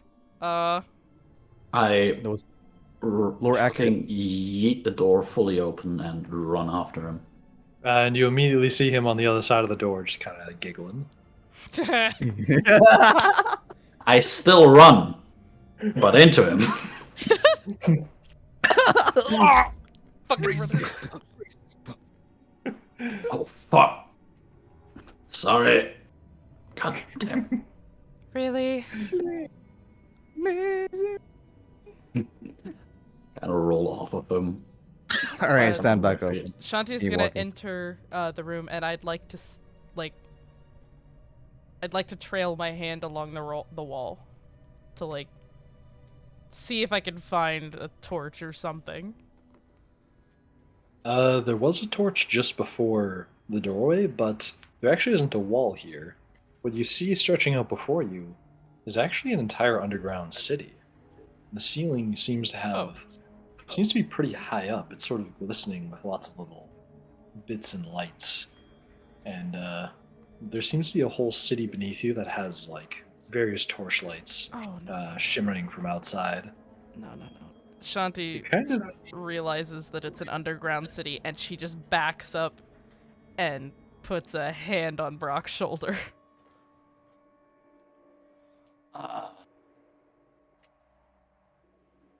It does remind you a bit of Diriona. That's not a good thing, bro. Except the buildings are less tall. Almost feels like home. Well, old That's home. not a good thing. Nope. Miss Shanti, is something the matter? I'll be fine. All right, if you say so. Is there more stairs anywhere that we can continue to take? As a matter of fact, I can't spell the word aesthetics because I'm trying to type that. There you go.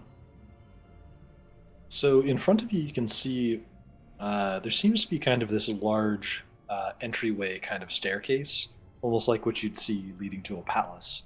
But instead, it's leading to what seems to be the entrance of the city. A bit similar in presentation to the entry hallway of Diriona, which, Chad, you haven't seen yet, but they're going there at some point in the future. And the whole city seems to be built initially around the ability for people to enter through this location, although it doesn't seem particularly large. Like, it's not designed for a big capacity of arrivals. But this seems like a place where it's pretty important where you just entered from. Is there still blood towards the entrance of the city?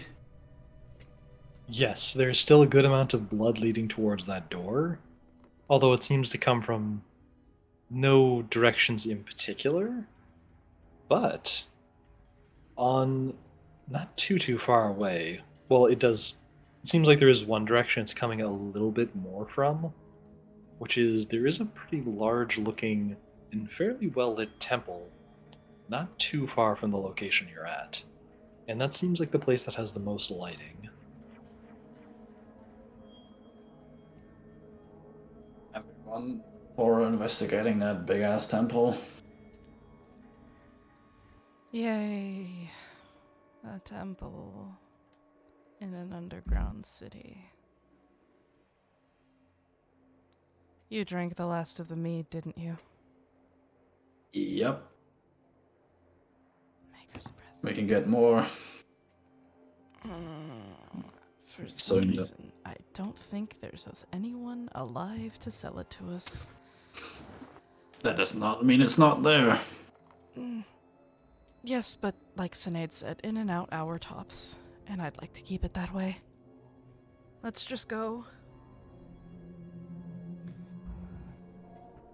You do that. We start moving. And you start making your way towards the temple. I assume everybody else follows? Unless you want a detour into some random building? Yes. Sendel, Word. please no, don't detour. Let's just go. There are two very uncomfortable underground dwellers that really don't want to be here. Wait. Let me flip a coin. Sendel, What no. does Zendel feel like doing today? No. Heads for the detour of a lifetime, and tails for the boring method.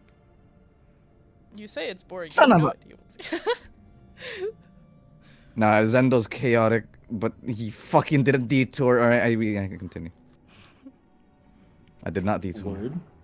Good Sadly. You scratch your chin for a moment thinking, and then you follow along with them. So you do that, following along, and you'll come across, like, as you're stepping up towards the temple,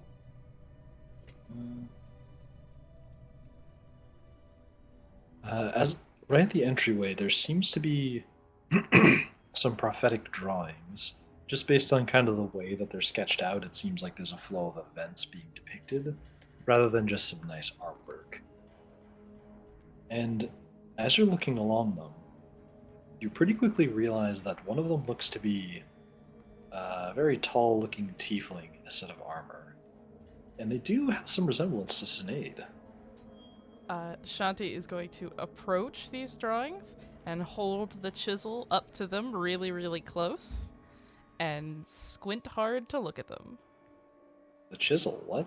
That's the thing that... Glowing chisel I gave her. Yeah. Oh, okay. You do that, Damn it, and DM, come on, pay attention. the light illuminating the wall seems to show seven various stones with various colors to them. A few of which you seem to recognize, one being a purple and one being an orange. But the others you don't quite recognize yet, having various other colors with Nothing particularly unusual to them, just that they all vary.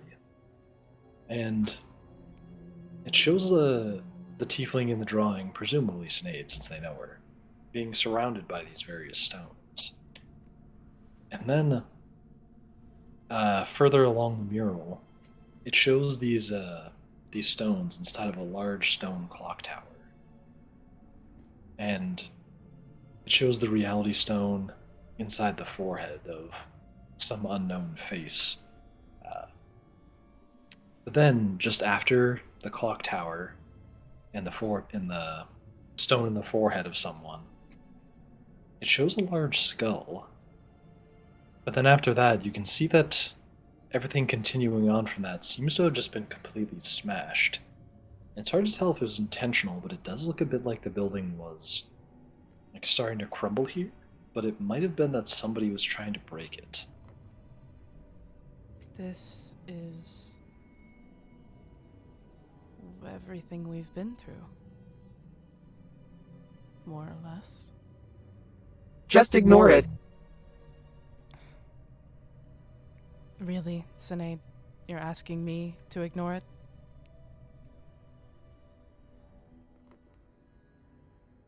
Yes. Only because I really, really don't like this place. Am I going to listen to you? And she steps away from the drawing and moves closer to Henry.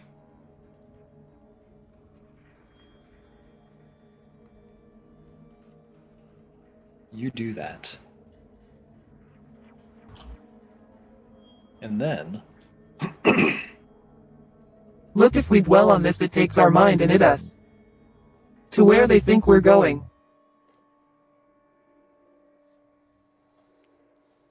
Oh, actually, I just remembered something.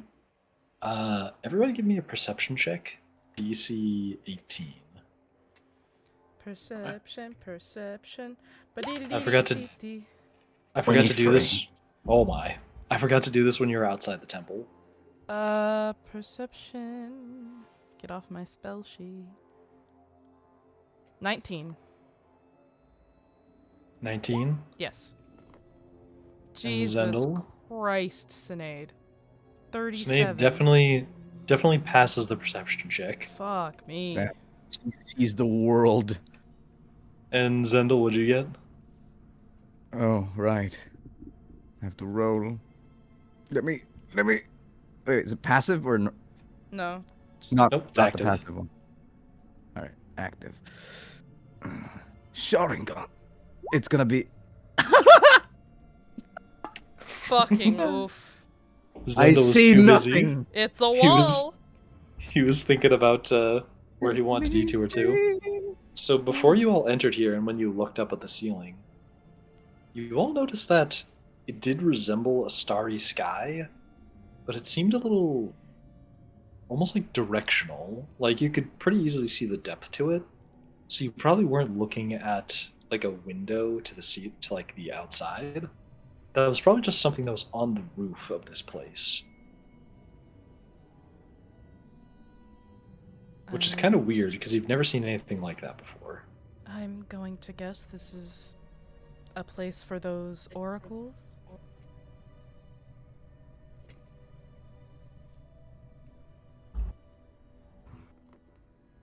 Quite possibly.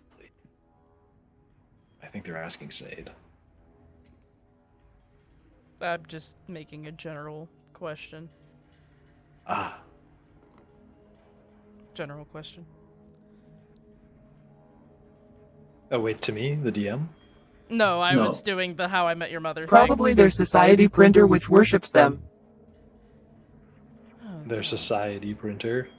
A society that worships future tellers. That is not a good thing.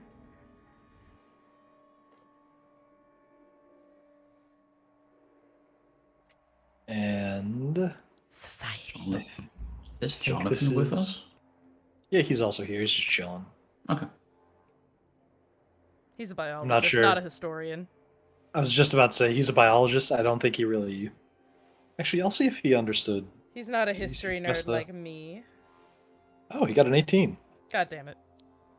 When he passed the perception check, on the on looking at the ceiling, as you're all walking through this entrance to the this cathedral, he makes a point of mentioning that, or he says to all of you, "Hey everyone, did you notice anything strange about the lights on the ceiling outside of here?" Like they weren't actual stars? Yeah, they almost seemed like. Well, I don't know much about geology, but they did seem rather organic. I've heard a few stories of things like cave worms that live inside of mucus and slime on cave ceilings. They catch bugs. I have a feeling that might be them. I heard something about that once as well. What's that called again? Bio... Oh, yes. Bioluminescence. Thank you.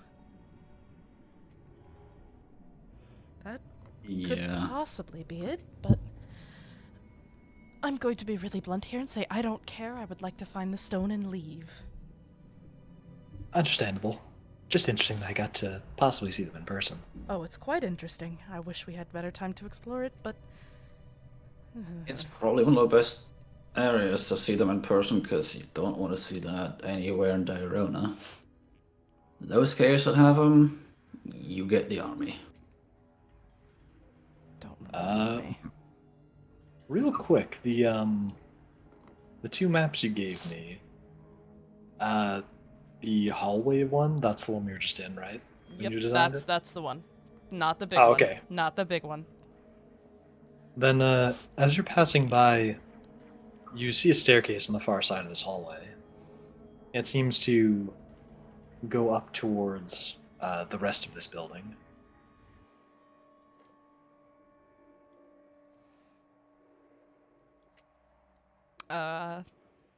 I'm not going towards it. Would anyone else like to? You need to grab the rest of the players. Right. There's that. Mm-hmm. Thank you. Okay, where are we? Oh, Yes, Makeshift, I was where just are gonna skip past this map since we're gonna be in the next one in a moment. Oh. We are. You'd be, hold like, please. Just right a here-ish. just a hot second. Yes.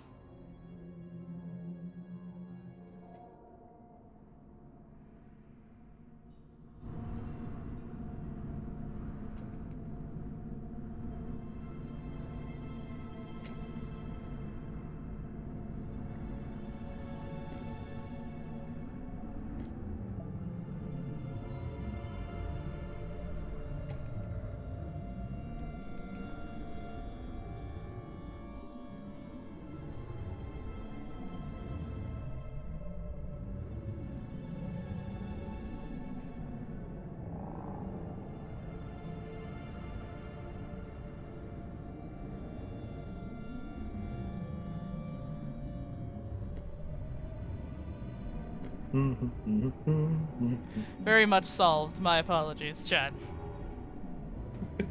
had a little oopsie there for a We moment. made a little oopsie poopsie. As your boy was remembering which map was which. So as you're all approaching the staircase on the far side, you're all like right about here in the center. From God damn it, Brock. Fuck! Why is that my thing? from behind some pillars in here, you can hear some clanking start to come to life. Yo, fuck it. We don't have time for this. And from behind these pillars, oh my god, I don't have time to fix it. you see these large mechanical knights step out from behind these pillars. It seems like they were there and waiting for a minute. And they face towards you. Brock, give me a perception check. That's an 11. Oh, there she is. An 11. You can see that on the torso of these, they seem to have an emblem that's pretty familiar, but the details are a little hard to make out from this distance right now. But it seems weird that they have some kind of emblem on them, since they seem so foreign and you're in some place so unknown to you.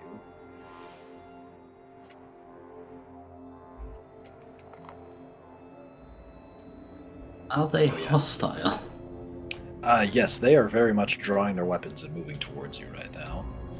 Give me a big old roll for initiative, folks. Let's go. The curse is back.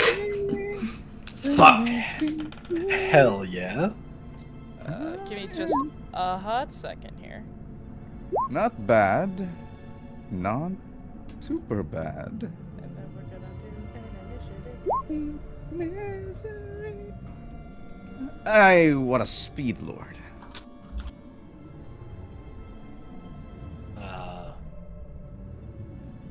Brock's is 2.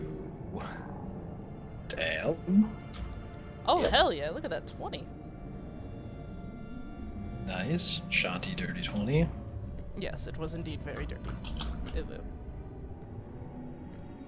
Now, forgive me while I go in and see if I can fix Shanti's goddamn token.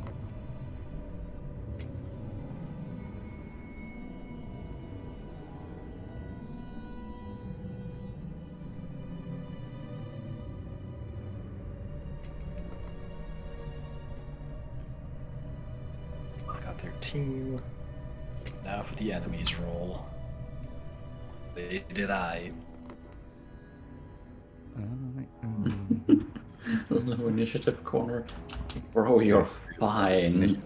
Yours is above 10. Still low enough.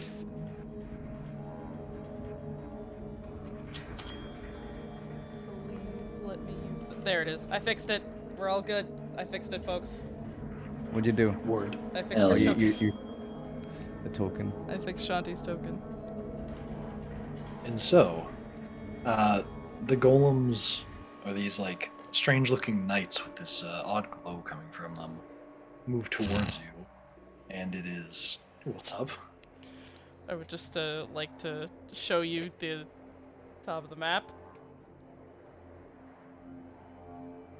Is His low initiative corner.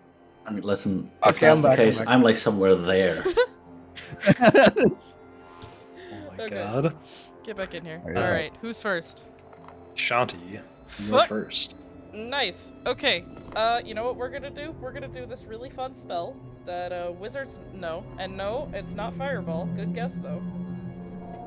I'm going to cast. How many of them are there? 2? Yes. Wonderful. I'm going to cast magic missile.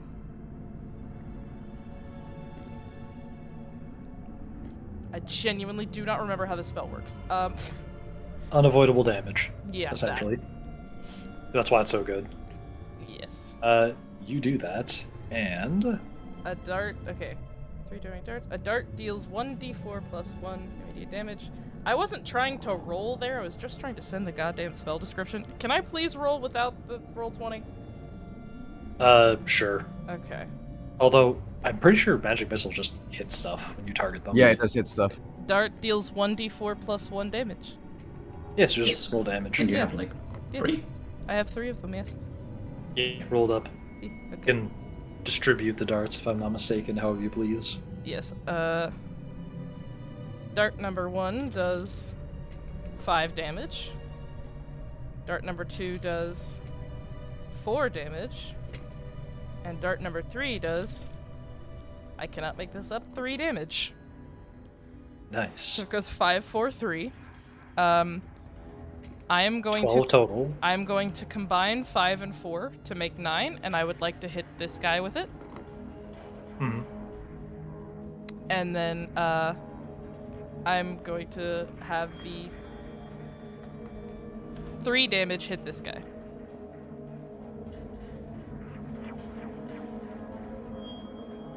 I don't know their health, so I can't make a health thing. But yeah. I'll just put down their damage for how much they've taken. So 9 goes to this guy, Mm-hmm. and 3 damage goes to this guy. Correct. Yes. And you do that. It is now. Would you like to use your movement?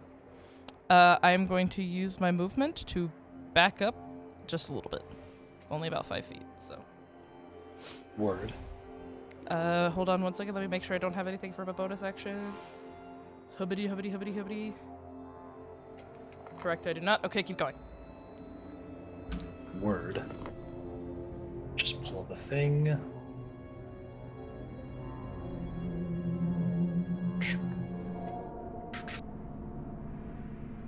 It is now Jonathan's turn to attack, and he is going to go for the classic Eldritch Blast. Whoop-ow. One of these days, Jonathan will hit more than once. Oh, He, sweet thing. Let me check the armor class of these things. He most certainly did not hit them. No. Oof. We're gonna call that one a fucking oof, my dude. Yes, indeed. It is now. He's just gonna stay there. No point in moving him. It is Cinade's turn.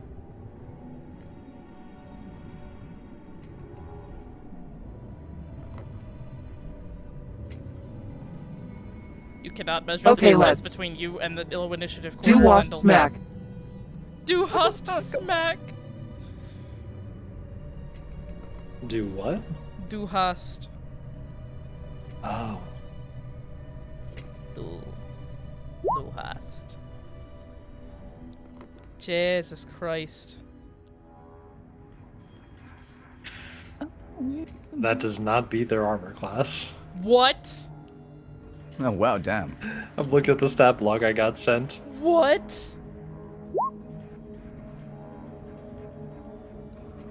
Yeah, oh, that does. And you hit this one. For how much damage? A 19 does not beat their armor class? What the fuck? Hits him with the stank, Yeah. dealing 25 damage. The audience now finally gets to know Okay, that's the end of my turn. what that sword you've been using is called. No, they don't. They can't see the chat. Oh, yeah, that's right. That should be it. So that one has that much damage dealt to it. And that's the end of Sneed's turn. It is now Zendel's turn. It's Zendel's turn. What's he gonna summon? Could be Summon? apes. Could be dolphins. Please don't summon dolphins. There's Calling no water. dolphins. They're just gonna die here. We're gonna make tuna out of them. Oh god. Flying dolphins.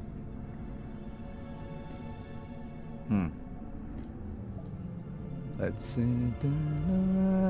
Ah, fuck, never mind. Let's do something gonna be more direct.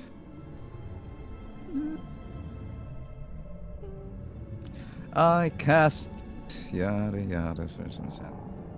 Eeny meeny miny mo. Yada to say. You are the one. Hey, look at that! It's primal savagery in it. You do that. Turd within touch. And for those scratch. Wow. Nearly spell attack. And it's Roll. 2d10 since you're over 5th level. Excuse me. You still need to make the attack. 2d10.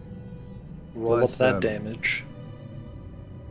Wait, I have to roll the damage, right? Yep. Wait, do I hit? I was gonna say, you need to roll to hit first, Roll don't to you? hit. I was gonna Roll say, hit, right? oh yeah, that is an attack. Roll high, Zendel. Roll high.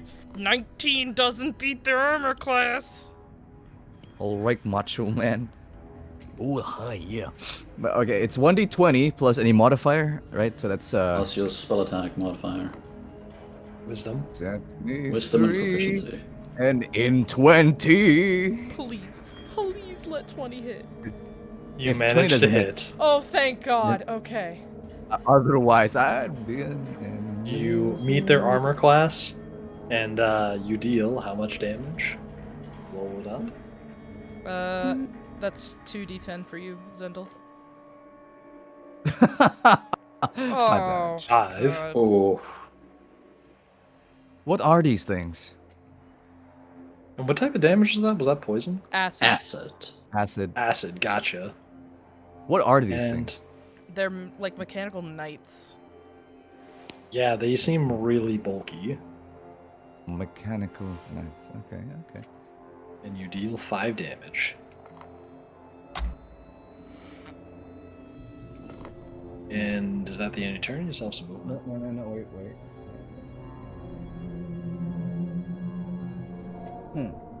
Mechanical. No, why not? Let's fucking. Shillelagh. Shillelagh. Spear becomes strength. Ooh, good thinking. Alright, and I end my turn. Word, you do that. And now it's the enemy's turn. Goddamn. And they are going to Be little bitches. Also, I realized I'm still playing the nice soft music, but I should probably be playing something better.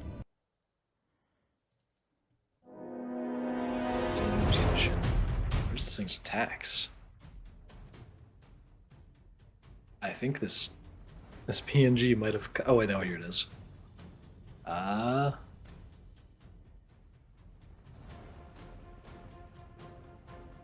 Oh my, this Marza, I think homebrewed this, but I don't know where they found this. Oh, So they homebrewed it. I know for a fact they homebrewed it. they're going to make, or the one on the right is going to make a melee attack against Zendel with its blade. Oh, Oh god. Zendel, No, rest in peace. what's your armor class? He's got so low. His armor class is so low. All This of is ours pretty is so high. low except for Cynade. 17. Does a 24 hit? Oh Yeah. god. Dumb question. What the I'm the only one that can say no to that. Yeah, I'm thinking that would hit. And that Yeah, of course that deals. hits. Let me grab my dice. Oh my god, I'm actually gonna have to heal.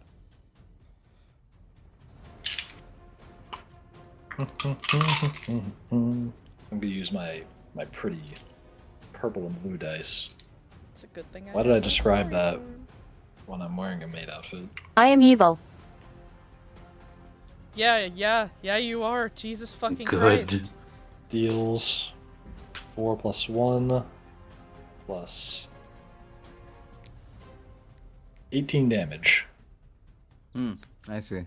And then it brings down another slash on you. Does a 18. Oh my god. 23 hit? Yes, it hits. I looked at his armor class. Yes, it fucking hits. Oh Yes, it boy. hits. He deals 8. Oh god, Shanti needs to stay 8. away. He 8 damage? deals 12 damage. I'm so squishy. Yeah, these things are scary. I see. Yeah, I need to stay very far away.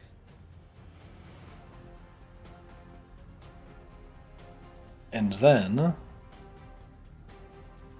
the second one is going to make its attacks. Oh, wait, Zendel, your armor class isn't as bad as mine. Okay, never mind. Everyone else has better Yeah. armor class than I do. Fuck. I'm the squishy. I live in the wild. I'm seeing his 39 HP. Did you forget to up your HP occasionally? Me? Zendel. Oh. Because 39 with a +1 to con does not sound right. Huh. I may have not. He probably Like- did not know. I didn't even read this part of the attack. Zendel, make a wisdom saving throw. What the fuck, Mars? Mm-hmm. What the fuck? Wisdom saving throw. Oh, thank god it's a 20.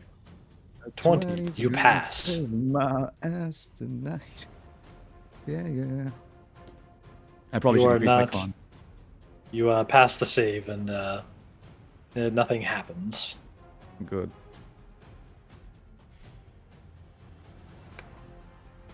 And now, this knight's going to move right here, turn towards Cynade, and make its attack rolls.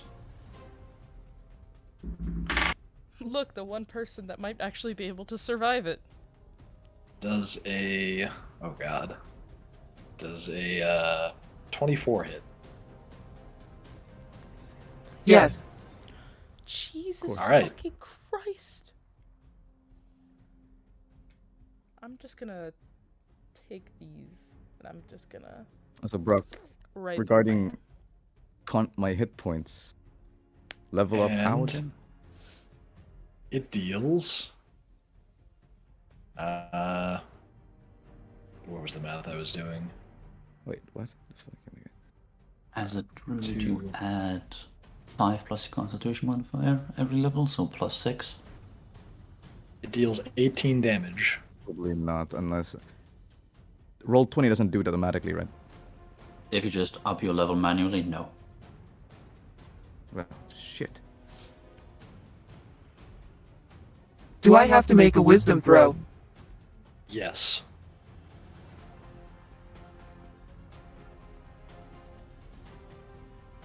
I'm probably going to pass it, but...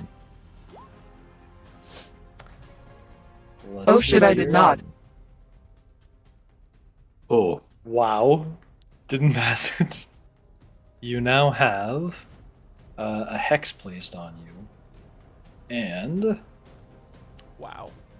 while cursed this way, the target has disadvantage on attack rolls against the Umbral Knights. The fucking what?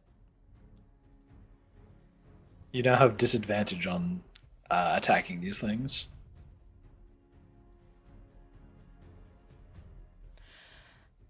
Mars, if it isn't the enemy of all of us, the consequences of your own actions.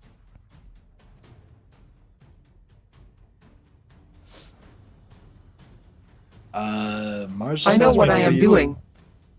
It asked me to read one of its effects. It's using its action right now to attack, so it can't use that.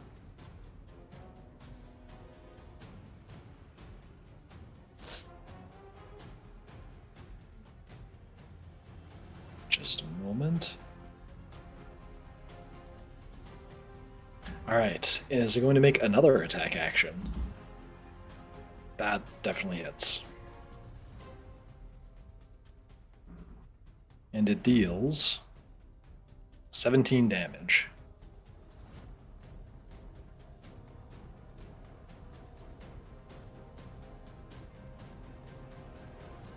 Let me look at something else real quick.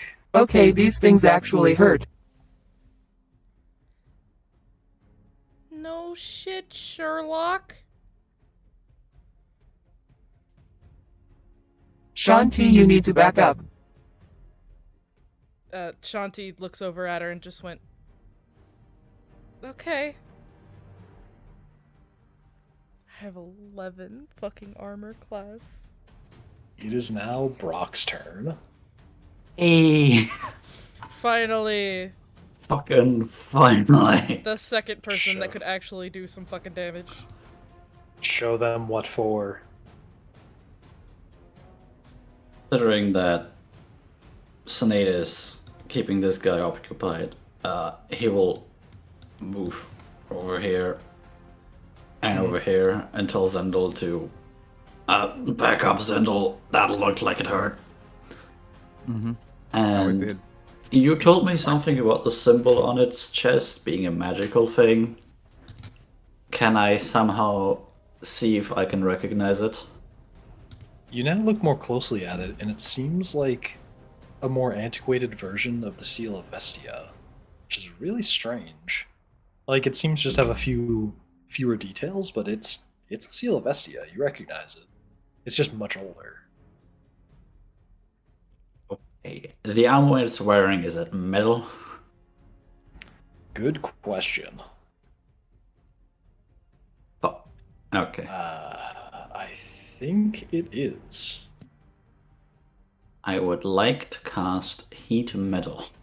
Nice. Good Actually, thinking. do I have it prepared? Let me check that. Oh, Fuck! please. Never No! mind. No! What did I take off for it? Why did I have Seed Visibility prepared? Ah! Never mind. Mobby. He's gotta see invisibility because Shanti ends up in the fucking cupboards. Where'd you go, you little shit? Where'd you go? Where are you? Rah! Alright. Then I will instead Actually, will I cast anything? Right, let me adjust my HP to the I'll current cast level. Branding Smite and I will attempt to fucking hit it and add Arcane Jolt as well. Let's see those rolls, baby. That's a 27. Oh. That's all. You missed. Just kidding. I was gonna say fucking bitch. No. Yeah, we all know that's a fucking lie, my dude. You absolutely hit. It's a level 2 Branding Smite and an Arcane Jolt.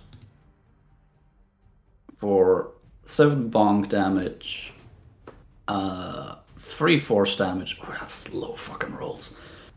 And 7 radiant damage. You do that. So And 17 total? Yes. Nice. And I still have my second attack. Oh, thank God. And then Henry has a turn, right? Yes. Oh, Exactly. thank fuck. And I will make my second attack, which is a 25. Yes. It will not have Arcane Jolt or Branding Smite because I only use those once a turn. Love you, Dad. That is 9 bonk damage. Wait, is this the hammer from Daddy Elric? Never mind, I used the wrong fucking hammer. You're welcome. At least the wrong stat block. Yeah, I'm wielding the hammer from Daddy Elric. That is 2d8 more damage in total. So 16 damage? Yes. Nice. So Well, 17 and 16. That 2 was in the previous bonk. That 5 is for this one. But yeah. Word. So there's an extra 7 damage on this, so 9 plus 7? Yes. 16. Word. Oh, thank you. And I can do that easy. I am going to yell at Henry. Attack. Protect Zendel while he gets the fuck out. And he's just like, yes, sir. And he will give the enemy disadvantage on attacks on Zendel. Word. And that is my turn. You used heat spell? No. Branding sadly Smite. not. Branding Smite. That is radiant. He is now also glowing.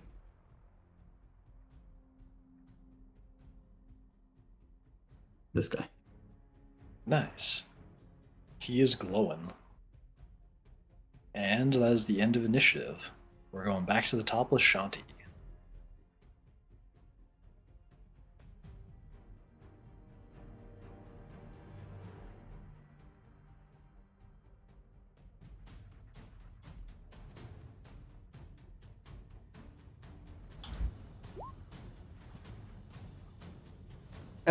Let's try Oh, something. okay.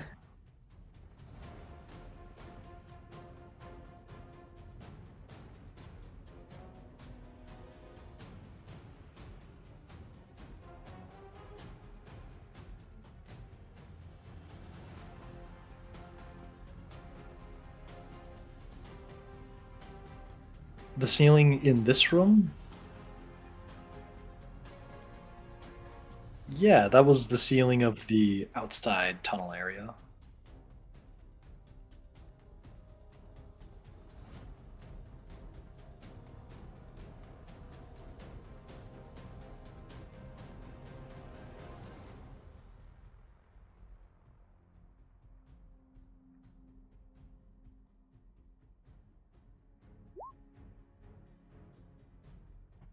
Word.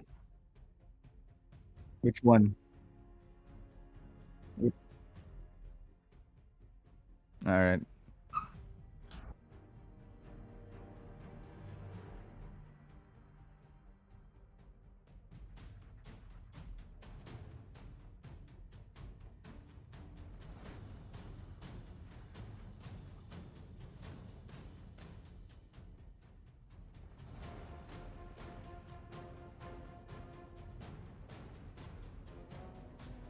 Nice. Damn it, They Chet. can't hear you. No, I read it.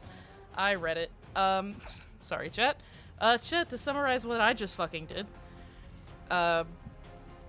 Shanti has taken on this thing called Starry Form, which is what Circle of the Stars druids can do. Her entire body. They can't hear you brighter. They can't hear you. I fixed it. Oh, okay. Are we good? Can I continue? I can hear you. Yep. Okay. I heard the chat. All right. Wonderful. All right. Her entire body becomes this dark purple and navy, dark night sky kind of looking thing. And it's completely dotted with stars and little twinkling lights. But in the middle of her torso is a constellation of a chalice. And I use that as my bonus action. And then I will turn towards Zendel, outstretch my hand, looking a bit creepy because I'm literally just stars at the moment. And I am going to cast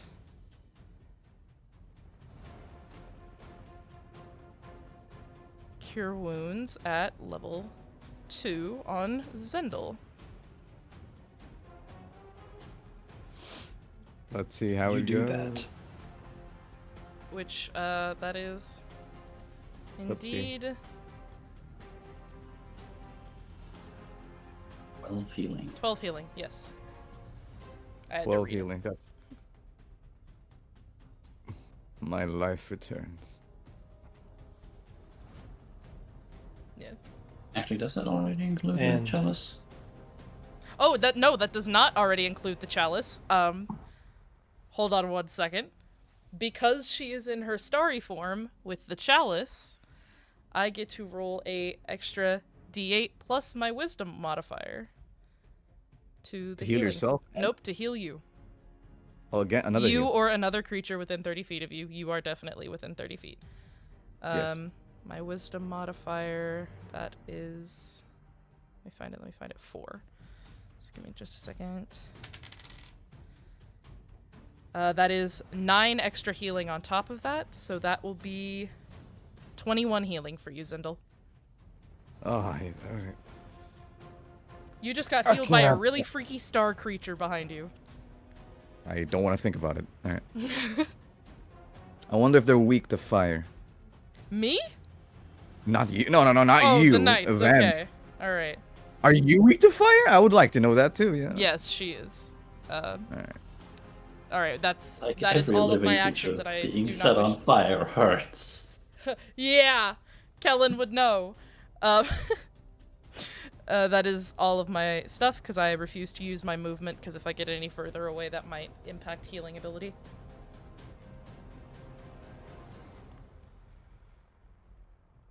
So that's my turn. And nice. It is now Jonathan's turn.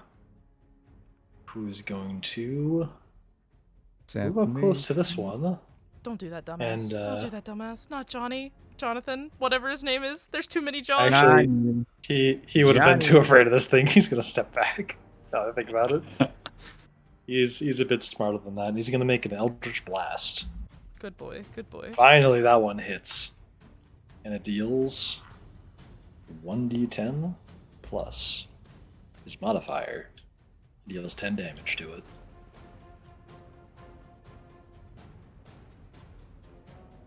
Hell yeah. Zap. Which one of these has current disadvantage or advantage? Currently, Cynade has disadvantage on attacking this one. And Henry is protecting you, meaning everyone has disadvantage onto you. Mm-hmm. Ah, okay, so it's on me and okay, gotcha.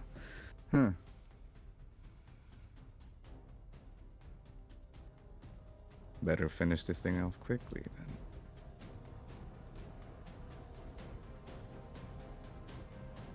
Oh yes, it is now Cynade's turn.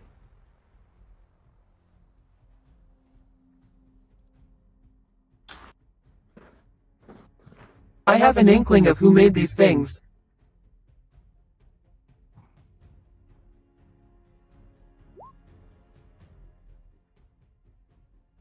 Goes in for another attack, and that's a hit. Roll up that damage. Second attack is a miss, though. The only one hits.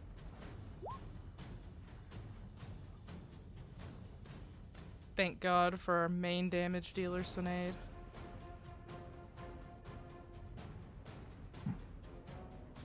And you deal that much damage to it.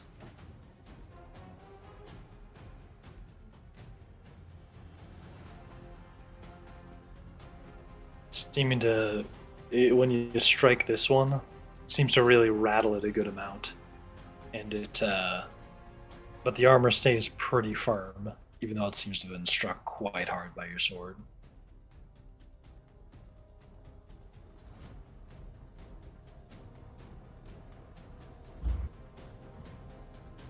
And you use your movement, or is that the end of your turn? Because that was your multi-attack. Mm-hmm. Yep, that's the end of my turn. Word. Back to Zendel. Hmm. Well, these things are weak to fire. Well, I wouldn't weak, but better than nothing. Fuck it, I don't care. I attack this one. I cast fire. That one. You target that one? With what? Yeah. Ooh. No, we're wrong one. Wrong one. Aw. Well, I'll do that too, but I'll do this first. Heat metal. You target that one with heat metal. And casting time for... Oh wait, there's a bonus action for Flame Blade. So you cast heat metal on this one. Duration up to 1 minute. And since its armor doesn't come off, I'm pretty sure this just starts working. This is saving throw, I think. Spell save is 14. Or it takes 2d8 fire damage. Alright, time to roll. Show me that damage. Demig. Actually, I gotta switch to my purple dice. I don't think I have to add anything. On the save is only to drop the item its heat metal is on. If it is an object being held. 7 If points it's of damage. armor being worn, they can't. Yeah, they can't take it off. Yeah. They are And the is it- armor. But they're Yeah, this feeling thing it. did not Feel make it the now. save. It rolled a 5. Oof. Yeah. And it So it takes deals 7 7 damage. Yep. And then I cast Finblade on my bonus action. You do that. And they, do you want it to just be fire on your spear? Or do you want to have, like, a blade in your Oh, yeah, hand? technically you can make it like that. Yeah, fire on my spear. Word. Oh god, do they stack? Yeah. Since it's I have technically its flame- own weapon, we can just... No. I have... That thing's on Shillelagh. Sure. I mean, I'm just going to flavor it. It is still mechanically its own weapon, but we can just say flames are, like, around the spear now. Flame goes around the spear with Shillelagh on it. Alright, cool. Yeah. Shillelagh fire. The Irish would be very Shillelagh proud, fire. my It's boy. green fire. It's green fire. I get it. Green friar. Green fire, huh? Oh my god. It's an air fryer. I end my turn. You've heard of Elf on the Shelf, now get ready for Briar on an air fryer. Here's your sizzling. Alright, who's next? Think the enemy. Fuck.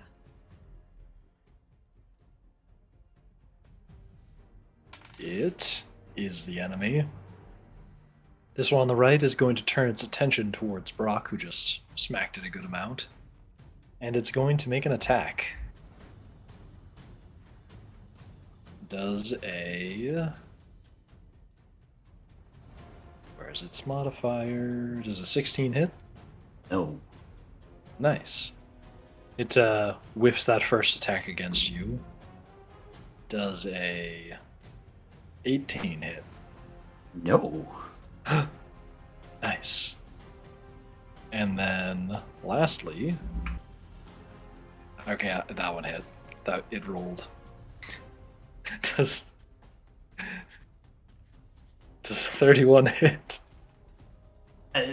Yes, very much so. All right. It deals 17 damage. Okay. That is not what it's. Wisdom check. And yes, you need to make a wisdom check. Wisdom save, you mean? Not that that's a Yeah. difference. I'm going to add Flash of Genius to that. That is 12. Oh no. Plus 4. That is 16. Yeah, you didn't make it. Oh! It you now have disadvantage on your attacks against this guy. And now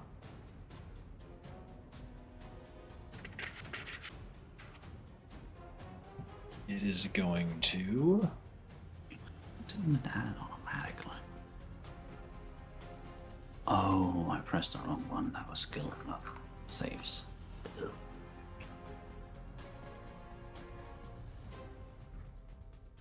this knight is now also going to make some more attacks on Cynade. Wapow does a 15 hit.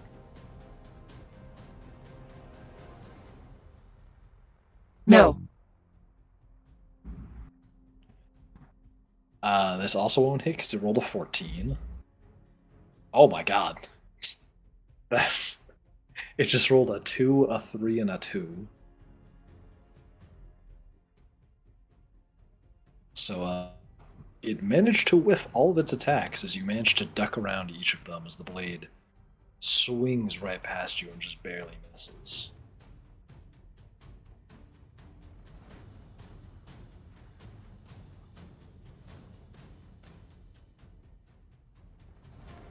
And now it is Brock's turn. Here we go. Hey, seeing as that attack fucked me up weirdly, and how Zendel has created a fucking flame blade in his hand, I am going to cast haste on Zendel, You do that. which doubles your movement speed, gives you +2 to your AC, advantage on dex saves, and an additional action of which you can attack. Nice. Interesting. Fucking hit him! Just choose a willing creature that within range. What I see. And that takes one of my level 3 spell slots. There we go. And as my bonus action, I am going to once again command Henry, protect Zendal. You do that as well. And I think that is my turn. And now we're back to the top of the initiative order. With you, Shanti. Oh, right. Me. Sorry. I am still in my starry form, and I can indeed stay in that form for a hour. So I am once again going to do my job as the squishy, and I'm going to heal. So Daddy Brock, you're gonna get healed. I'm checking my stuff again. Yep, okay. Yep, cure wounds, come on. We're going to once again cast that at level 2. So that is without the extra healing. That is 12, and then I get to roll a d8 plus my wisdom. Yes, it's wisdom. So that will be...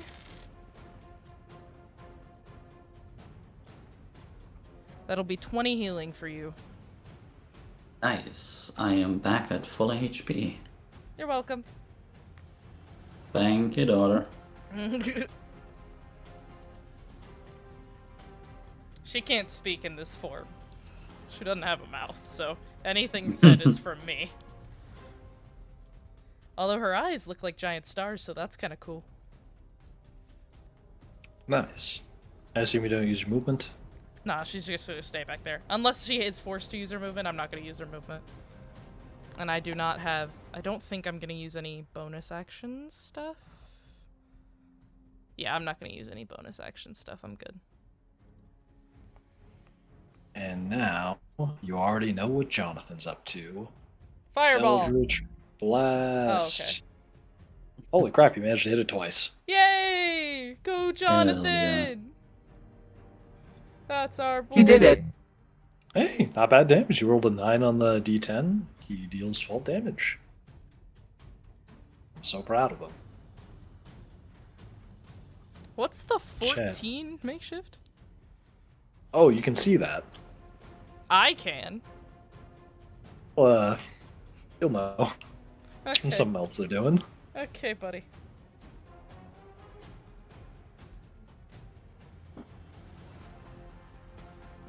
You do And know you can Jonathan's- rejoin the session as a player as well, right? You do realize... No. I enjoy this power way too much. Okay, fair enough. And now, And he needs that me, is so. the end of Jonathan's turn. It is going to Cynade now. Oh, look, mother and son. Mother and Essential. son and father and daughter. A whole family outing today. Remember, do you remember the story? About My balls. the one of the former counselors who was friends with Levos. The guy that left? I know Ran very away. little about that one. And Shanti manages to land both of her attacks this time. So I think he's Shanti. alive. Oh, Cynade. See. And Shanti can't speak, so you get no response from her.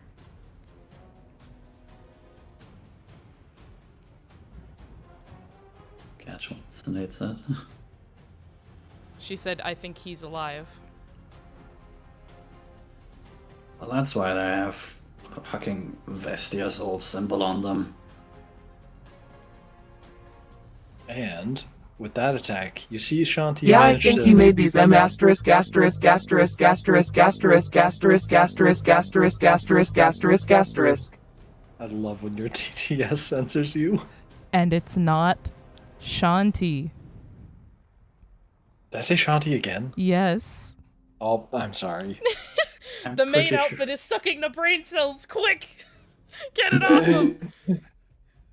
Rip it So, off his body. It's cutting off the blood flow is what it's doing. Even though it's unzipped. So Cynade manages to swing her sword. This time it manages to work its way under the armor and exhaust the creature within, the speaker within. And then one more on its neck. You are in the Just a void. crumb. Hold on. Crap, awesome timing. Is it better? Yes. Okay. And as they bring down their second attack across its skull, nothingness, like a puff of smoke. You once again disappeared into the void for a hot second. Tell your roommate to stop watching copious amounts of porn. That's what I'm thinking. They might be listening to the VOD right now. Roommate, Me. stop listening to porn! Let me do this. Close my phone. I know the session is hot, but god damn, control yourself. Control yourself, woman. God. So, am I not in the void now? Yes, you are out of the void. Okay, hopefully it stays that way for like one more sentence. Cynade kills it. She kills this one. It disappears into a puff of smoke? Yes. Okay.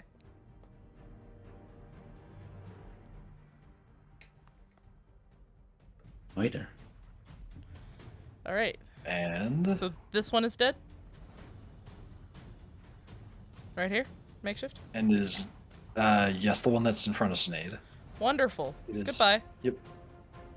And it is now Zendel's turn. Kill it. Oh, wait, we can't kill it. Sad. We can't kill it. Well, we can kill it. It's just assuming Mars made these fuckers powerful as hell. It's still pretty Oh, low. there goes my heat metal. Or the damage is still pretty low. Wait, I mean it's -2. Oh god, I got one more use of that. You know what? Yeah, it's just gonna fucking melee it. Just melee it. You do have your flame blade. Yeah, I do have my shillelagh'd flame blade spear. Roll 1d20. You can use your spellcasting ability instead of strength. Oh. Oh. The fuck? Oh, okay. +8. That's a 19 hit. No. No. Then I am dead. I guess I'm done. I'm fucking done. I got have nothing. an additional action because of haste. I thought it was on you. It's on me. All right, No, I do it you. again. All right, I Brock do cast it it on again. you to make you back the fuck up. No, seeing that God he damn it. made a flame blade Oh, that. for Okay. him to fuck shit up. Oh wait, doesn't the flame blade technically get your? Doesn't that technically give you a second attack? Right, it's like an offhand weapon. I think Let me it's see no, this. no. You said you said if I could put it on my spear instead, like enhance my spear. I know, but mechanically it's still going to act like a second attack. I'm just flavoring it. If I remember right, let me check. Rule Flame of blade, cool flame. always wins. Oh wait, it's saying One hit. you can use it your takes extra actions. damage. you can to make a melee attack with the fiery blade on hit. Okay, yeah. Yeah, just cooling. It uses your full action. So However, I just gotta you do it have again. 2 actions. Yes. Yeah, I'm gonna do it again. Please And it's hit even it. worse. Oh Fuck. god. As you jab your spear toward the haste spell backing you up, it seems like your spear skims along some of the shoulder pad. Is it? Oh my god, that He boy is is in the really taking void, him. not again. It's in the void. Oh god, did he freeze entirely? Oh, He's stuck. In what His is camera is stuck. His camera is stuck and we cannot hear him. Oh boy. Oh no. Set me free. what is happening?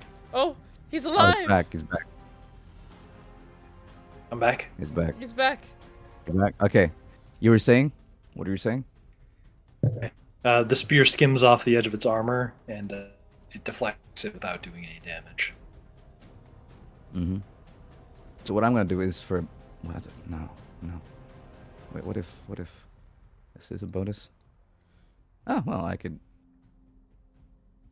That sucks. Okay, healing word on myself. That's cost an action. That's a It's a bonus bonus action. So, oh really? Yeah, that's why I chose healing word. It's the range. It's smaller, but it's a bonus action. It I is. had no indeed. idea healing word was a bowing action. Oh, cool. Cure Yeah, bonus wounds action. an action. A bowing action. We're going on a Bonus plane. action. Meow. You So do that. 1d4. I need to get this off my head. 4 plus 4, if I'm right. Yep. My dumbass didn't put a Slash. I put a slash. You'll get it eventually, buddy. Are you kidding me? 5. No, well, I No. take the free. I take the Feels HP. bad. 1, 2, Word. 4, 5. 53. Well, it's a decent amount of HP back. Don't worry, buddy. I'm not out of spell slots yet. I'll hit you next. I know. I end my turn. You do that. Unless. Now, Wait a minute. Can they take damage from the spores? They're machinery. I don't know if they would. your spores just damage things when you're close enough to them, right? Yeah, but like, are they immune to necrotic damage? They're technically like constructs, aren't they? They might be, and they do seem like the sort of things that might be. Maybe reading Yeah, the so I'm stat like, block would help. Yeah, that's why I was like, That where's would the be stat block? metagaming. I was gonna say this is metagaming, but at the same time, looking at these, it is pretty obvious that they aren't biological. Because I'm like, they're not living beings, so my... So you can tell they probably Makeshift. won't take damage. What? What's up? Please read the stat block. Yeah, I'm looking at it. Okay. Good. Again, it's just metagaming to be like, oh yeah, it has these immunities. Got it. I know. I know. I'm just saying. Yeah. Read the stat block, buddy. It's like... So yeah. Yeah, You now could they're probably immune guess to these things. It won't be hurt. harming. Yeah, so yeah, I don't do Halospores. I just end my turn. Word. And now, it's the enemy's turn. Yay. And it's going Fuck to these guys. use the curse. The as an what? action. Yep. As an action, the Umbral Knight can end the curse hex on a number of affected creatures. So the two people who are cursed, they rock. Give me a charisma saving throw. DC 18. Oh, motherfucker. I am using another charge of... Rip Brock. I know your stats on Bludgeon charisma. use. Jesus Christ. That's a 14, that's a rip. You take 14 damage and are stunned until the end. You went into the void. 14 damage. Oh, that also drops concentration on haste, so that's also stuns Zendel. It stuns me? Fuck. Oh, Am I stunned too? here's haste again. Disengage. He's When the lost. spell ends, the target can't... Oh, no, you're not stunned. You are... However, very much you can't move or take actions. It's almost stunned. You're It's almost basically stunned. It does not destroy your concentration, though. It doesn't. Like there was a constant... Oh, no, there is. Your flame blade is concentration. Flame blade, yeah. And Cynade, use the save. You take half damage, so you take 7 damage. Is Cynade stunned? Because she made save now? No, she is not sent. Nice.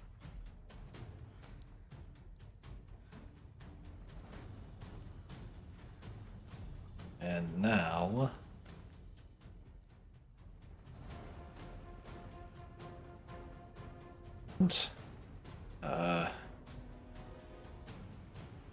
the vapors from like the previous night kind of depleted. Seems like the smoke Stop. kind Hold of... on. You are indeed in the void. Oh, again. I'm going to go beat up your roommate. Yeah? Get off the fucking Pornhub. We got D&D to do. Let me turn off my phone's Wi-Fi real quick. Yeah, use that data.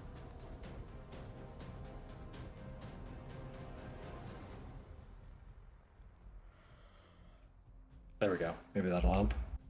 Don't know. I mean, you're fine now, so. I'll also turn on phone's Wi-Fi since it's just second. Whoop. Nope, you're fucked again. Ooh, that is some severe fuckery. Better. Ooh, we good? Are we good? Okay, there you go. Your hand's actually moving. Nice. Nice. So, the smoke kind of gets pulled up into this other night. It seems to surge. No. What? And he's dead again. An attack. It makes an attack on Brock. Does a 15 hit? Nope. Thank God. Not And even then it close. swings its blade towards Zendel. And it got a 1. I'll see.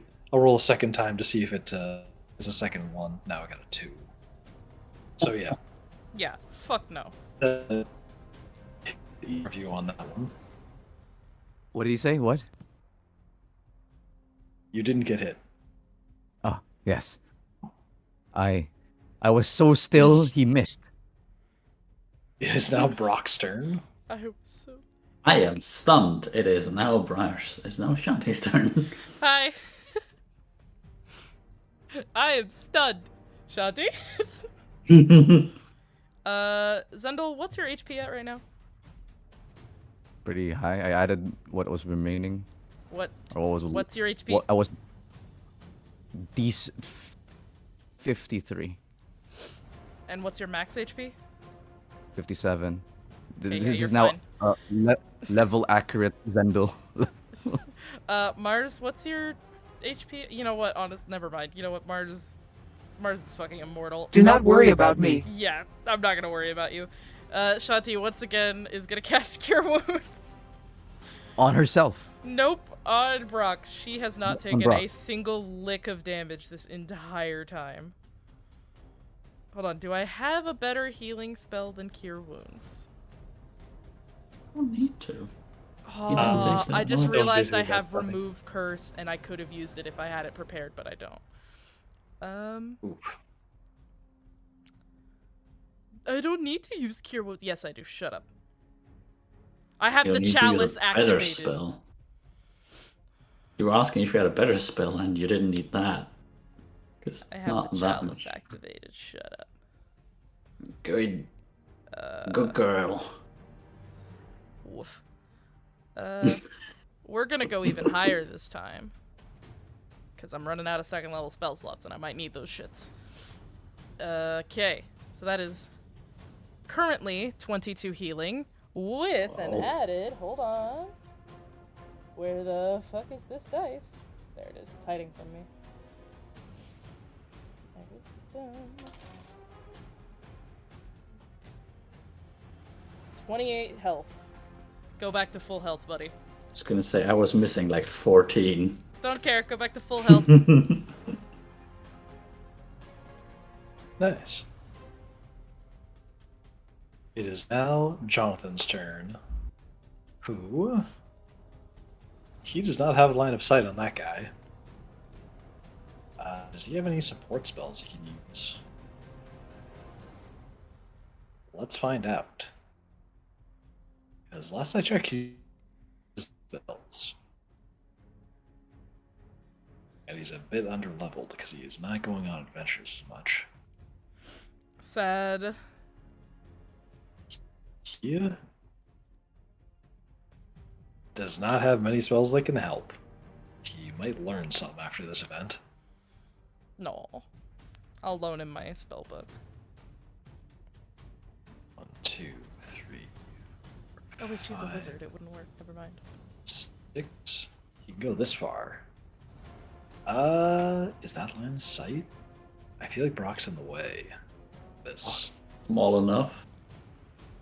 I mean, he's not really in the way, but his shoulder is kind of in the way.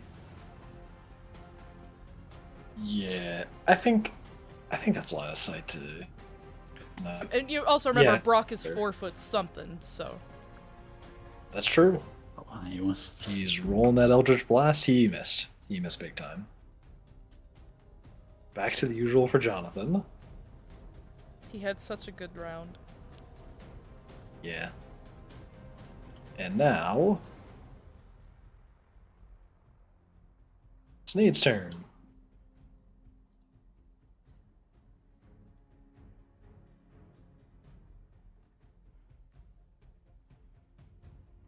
You All right, may- motherfucker. And get advantage on your attack since it's surrounded.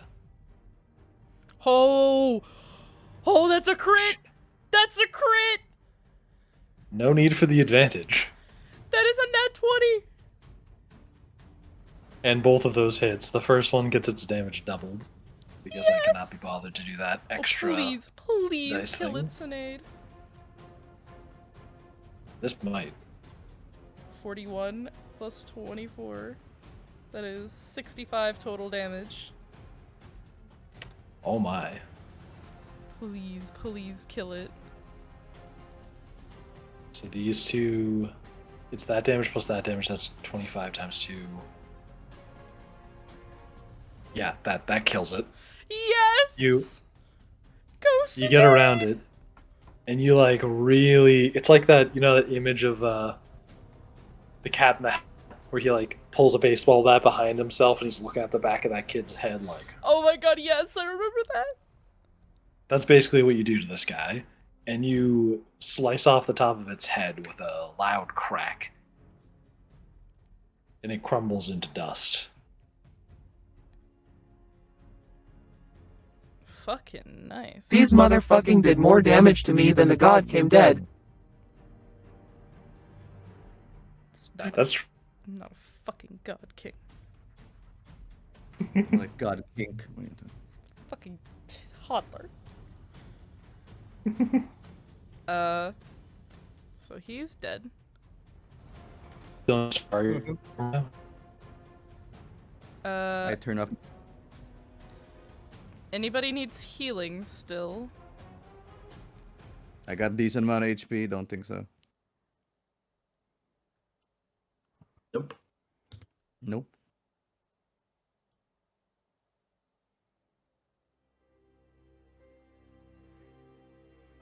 No, you kept me quite healthy. Okay. Shanti walks up behind, or kind of like right next to Henry, and just kind of stares at everyone for a second, as she tries to figure out how to switch back. Are you doing okay? She's like making charades. I really hope that did not destroy your clothes. Shanti's head kind of turns towards Cynade, and you see one of the stars. Turns back around. the stars twinkle a little bit before she finally ends up like everything kind of just fades out of her, almost like paint draining, and she's just like, "That was so weird, but it felt good."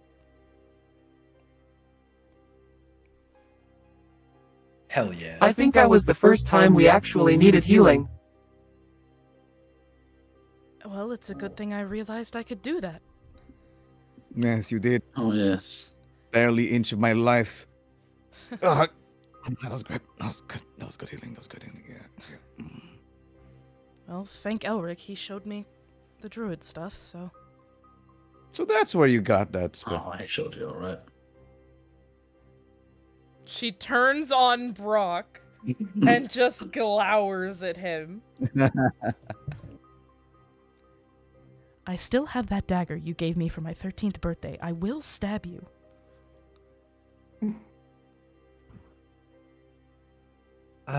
Mr. Brock, you gave Shanti a dagger when she was 13? Yes. Is that common in Diriona?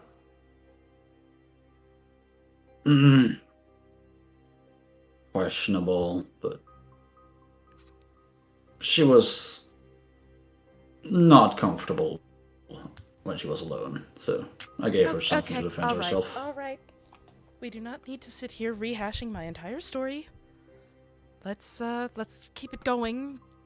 There's no blood in here, and I'd really like to get the stone now. Yeah, that's a good idea. This is probably a really dangerous place to be staying. Especially if there's any more. I have a feeling this is going to take a bit longer than an hour. Why do you do this to me? And I assume you all make your way up the Well- stairs now? Yes, at least Shanti does. She wasn't speaking to you today. She was more speaking to the stars. Putting the pieces of the puzzle together. Shanti's going up the fucking stairs. Bye. You do that, going up the stairs. Fucking you. And now, you arrive at an area where the stairs reach up to this other space. You're all like the second, right about here-ish. The stairs kind of twist and turn a little bit in rather odd architectural fashion, but you end up in this large chamber. And at the center of this room is this very odd-looking gem. it's this almost like has this enthralling appearance to it. You can't quite put your finger on it, but it's had a burp. But it's this dazzling looking crystal.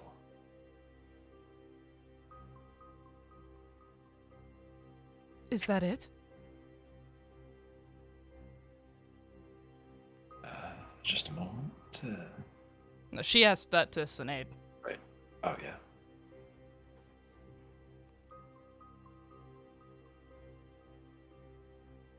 No, I have no idea what the heck that is. I would like to get a bit closer, not touching it, and I would like to... Is it possible to do an investigation? Well, maybe it is. Sure. Looks we can weird. Do an investigation check on this to see what you think it is. I would... Well, I mean, I've seen, like, 2 of the other stones, so... I can feel it. Investigation... But it's like it's trapped in this crystal. 24. I rolled a 24, makeshift. Dirty 24. 24. Taking what Sinead just said to heart for a moment, you kind of focus your divination powers and you kind of get what they're saying.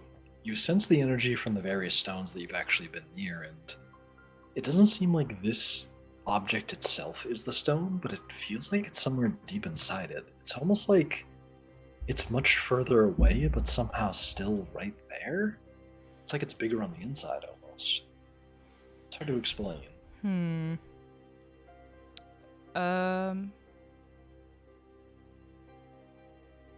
Do I have... Hold on, let me see if I have a certain spell prepared real quick.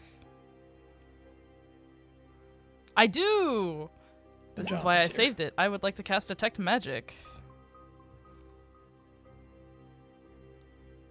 You do that. Let's see. Yeah, it's all magical. I know it's all magical, but, like, I can also... Everything is magic. No fucking shit, but I get to see what kind of magic it is. You can use your action. And plus, if it's blocked by barrier, then we'll have a problem. However, I get to learn its school of magic, and that's what I want to know.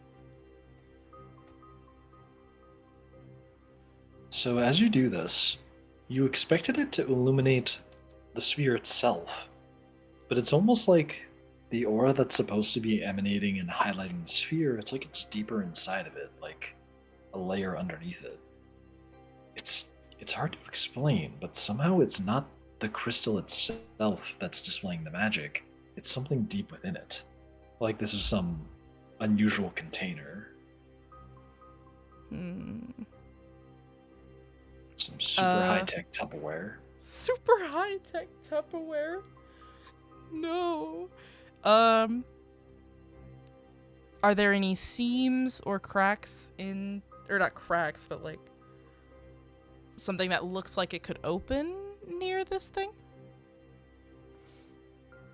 It doesn't really seem all that much. It seems like this perfect crystal. You do notice that it is hovering a little bit.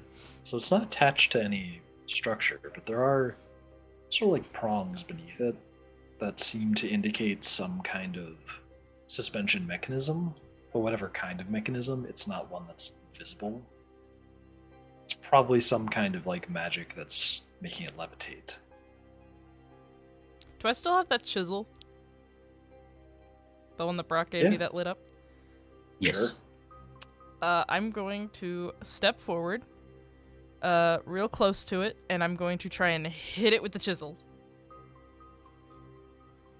You do that, and it seems completely unscathed. But when you hit it, you notice that it made very little sound. It was like so muted that you couldn't quite detect anything coming from it. It's almost like when you like shout to a big open field and you don't hear any echo. This didn't like hum or vibrate or ring. It just... A little tink. Yep. Hardly even that, actually. Fuck. I would like to run my hand over where I just hit to see if I did anything to it.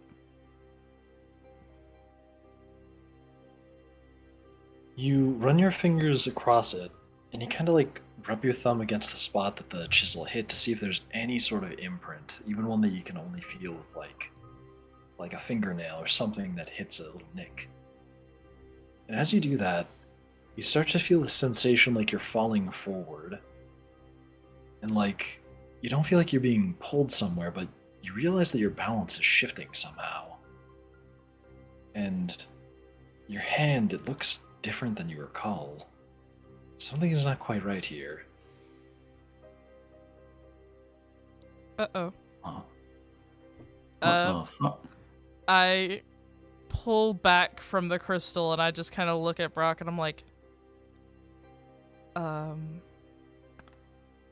You attempt to do that. You look over your shoulder to turn towards Brock and communicate with him. And you realize he's gotten a lot further away. And from your perspective, it seems like you're falling deeper into some darkness. And you can see behind you that your body has fallen unconscious and Brock has caught you. oops. What the fuck? I'm Shanti! gonna give that one a fat oops, my dude. Well, Shanti! she's out. Fuck.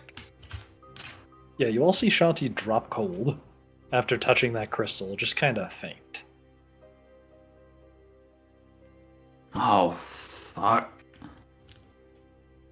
Cynade, where the fuck did you get us? As he tries to... In a lightly- place I do not like. As he tries to lightly tap her on the head, like, wake her up. Oi, bitch. Bitch, please, come back. Jack, The fuck? Jack. Come back. Jack. That door Can was I big enough for, see like, 8 people. Shanti in the orb? When I look can- at the orb. You cannot, it just seems completely like it was before. Okay. Oh,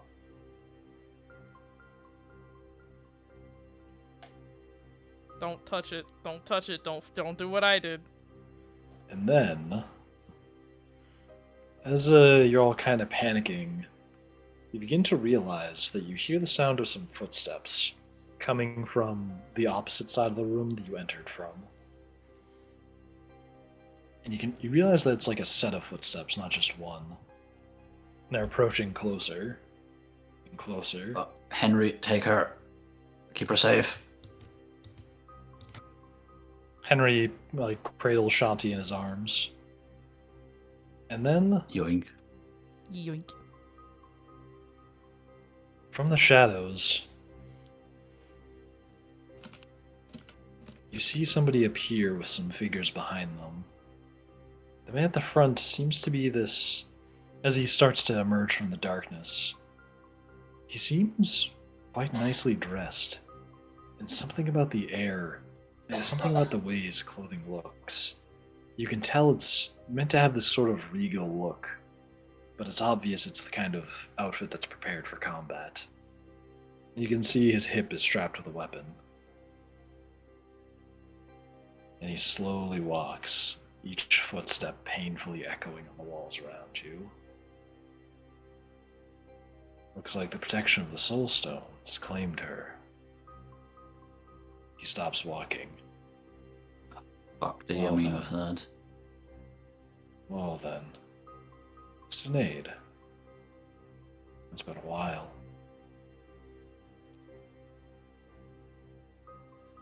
The man smiles at Cynade. And that's gonna be the conclusion of the session. Fuck.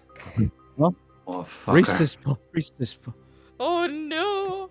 My B. That was entirely my bad, y'all. Fuck. You go to some place that you've never been before and you touch a big magic ball. Listen, I didn't know it was like that bad. I thought the magic was inside. It is. So I was like, oh yeah, if it's inside, fuck it. You're about to get a real close look at it. Oh boy. I am now spooked. That was my bad. Wow, what a session, you guys. Absolutely what a session. Oh, Hell yeah. thank you guys so much for the gifted subs. I really appreciate it. Thank you to all the new people who showed up, and thank you to all the returning people who decided to come out and support us tonight. We really appreciate it. Thank you to Makeshift, wearing a fucking maid outfit to celebrate our 1K. Thank you, Makeshift. It was nothing. And now it's Yeah, going to good go job, in the make sure. trash. Yep. All right. Well, we will return next Saturday with another round of A Rise of Vestia. Come on back to see what the fuck Shanti did. Fucking idiot. No one tell Elric about this. Okay? Don't tell him that she was made a big stupid. All right. With that, we are going to say good night, good morning, or whatever time zone it is. Don't do anything I wouldn't do, and if you do, don't get caught. And we will see you all next time on Rise of Vestia. Take care, everyone. Bye See ya. bye. Bye. Go to buy gay people.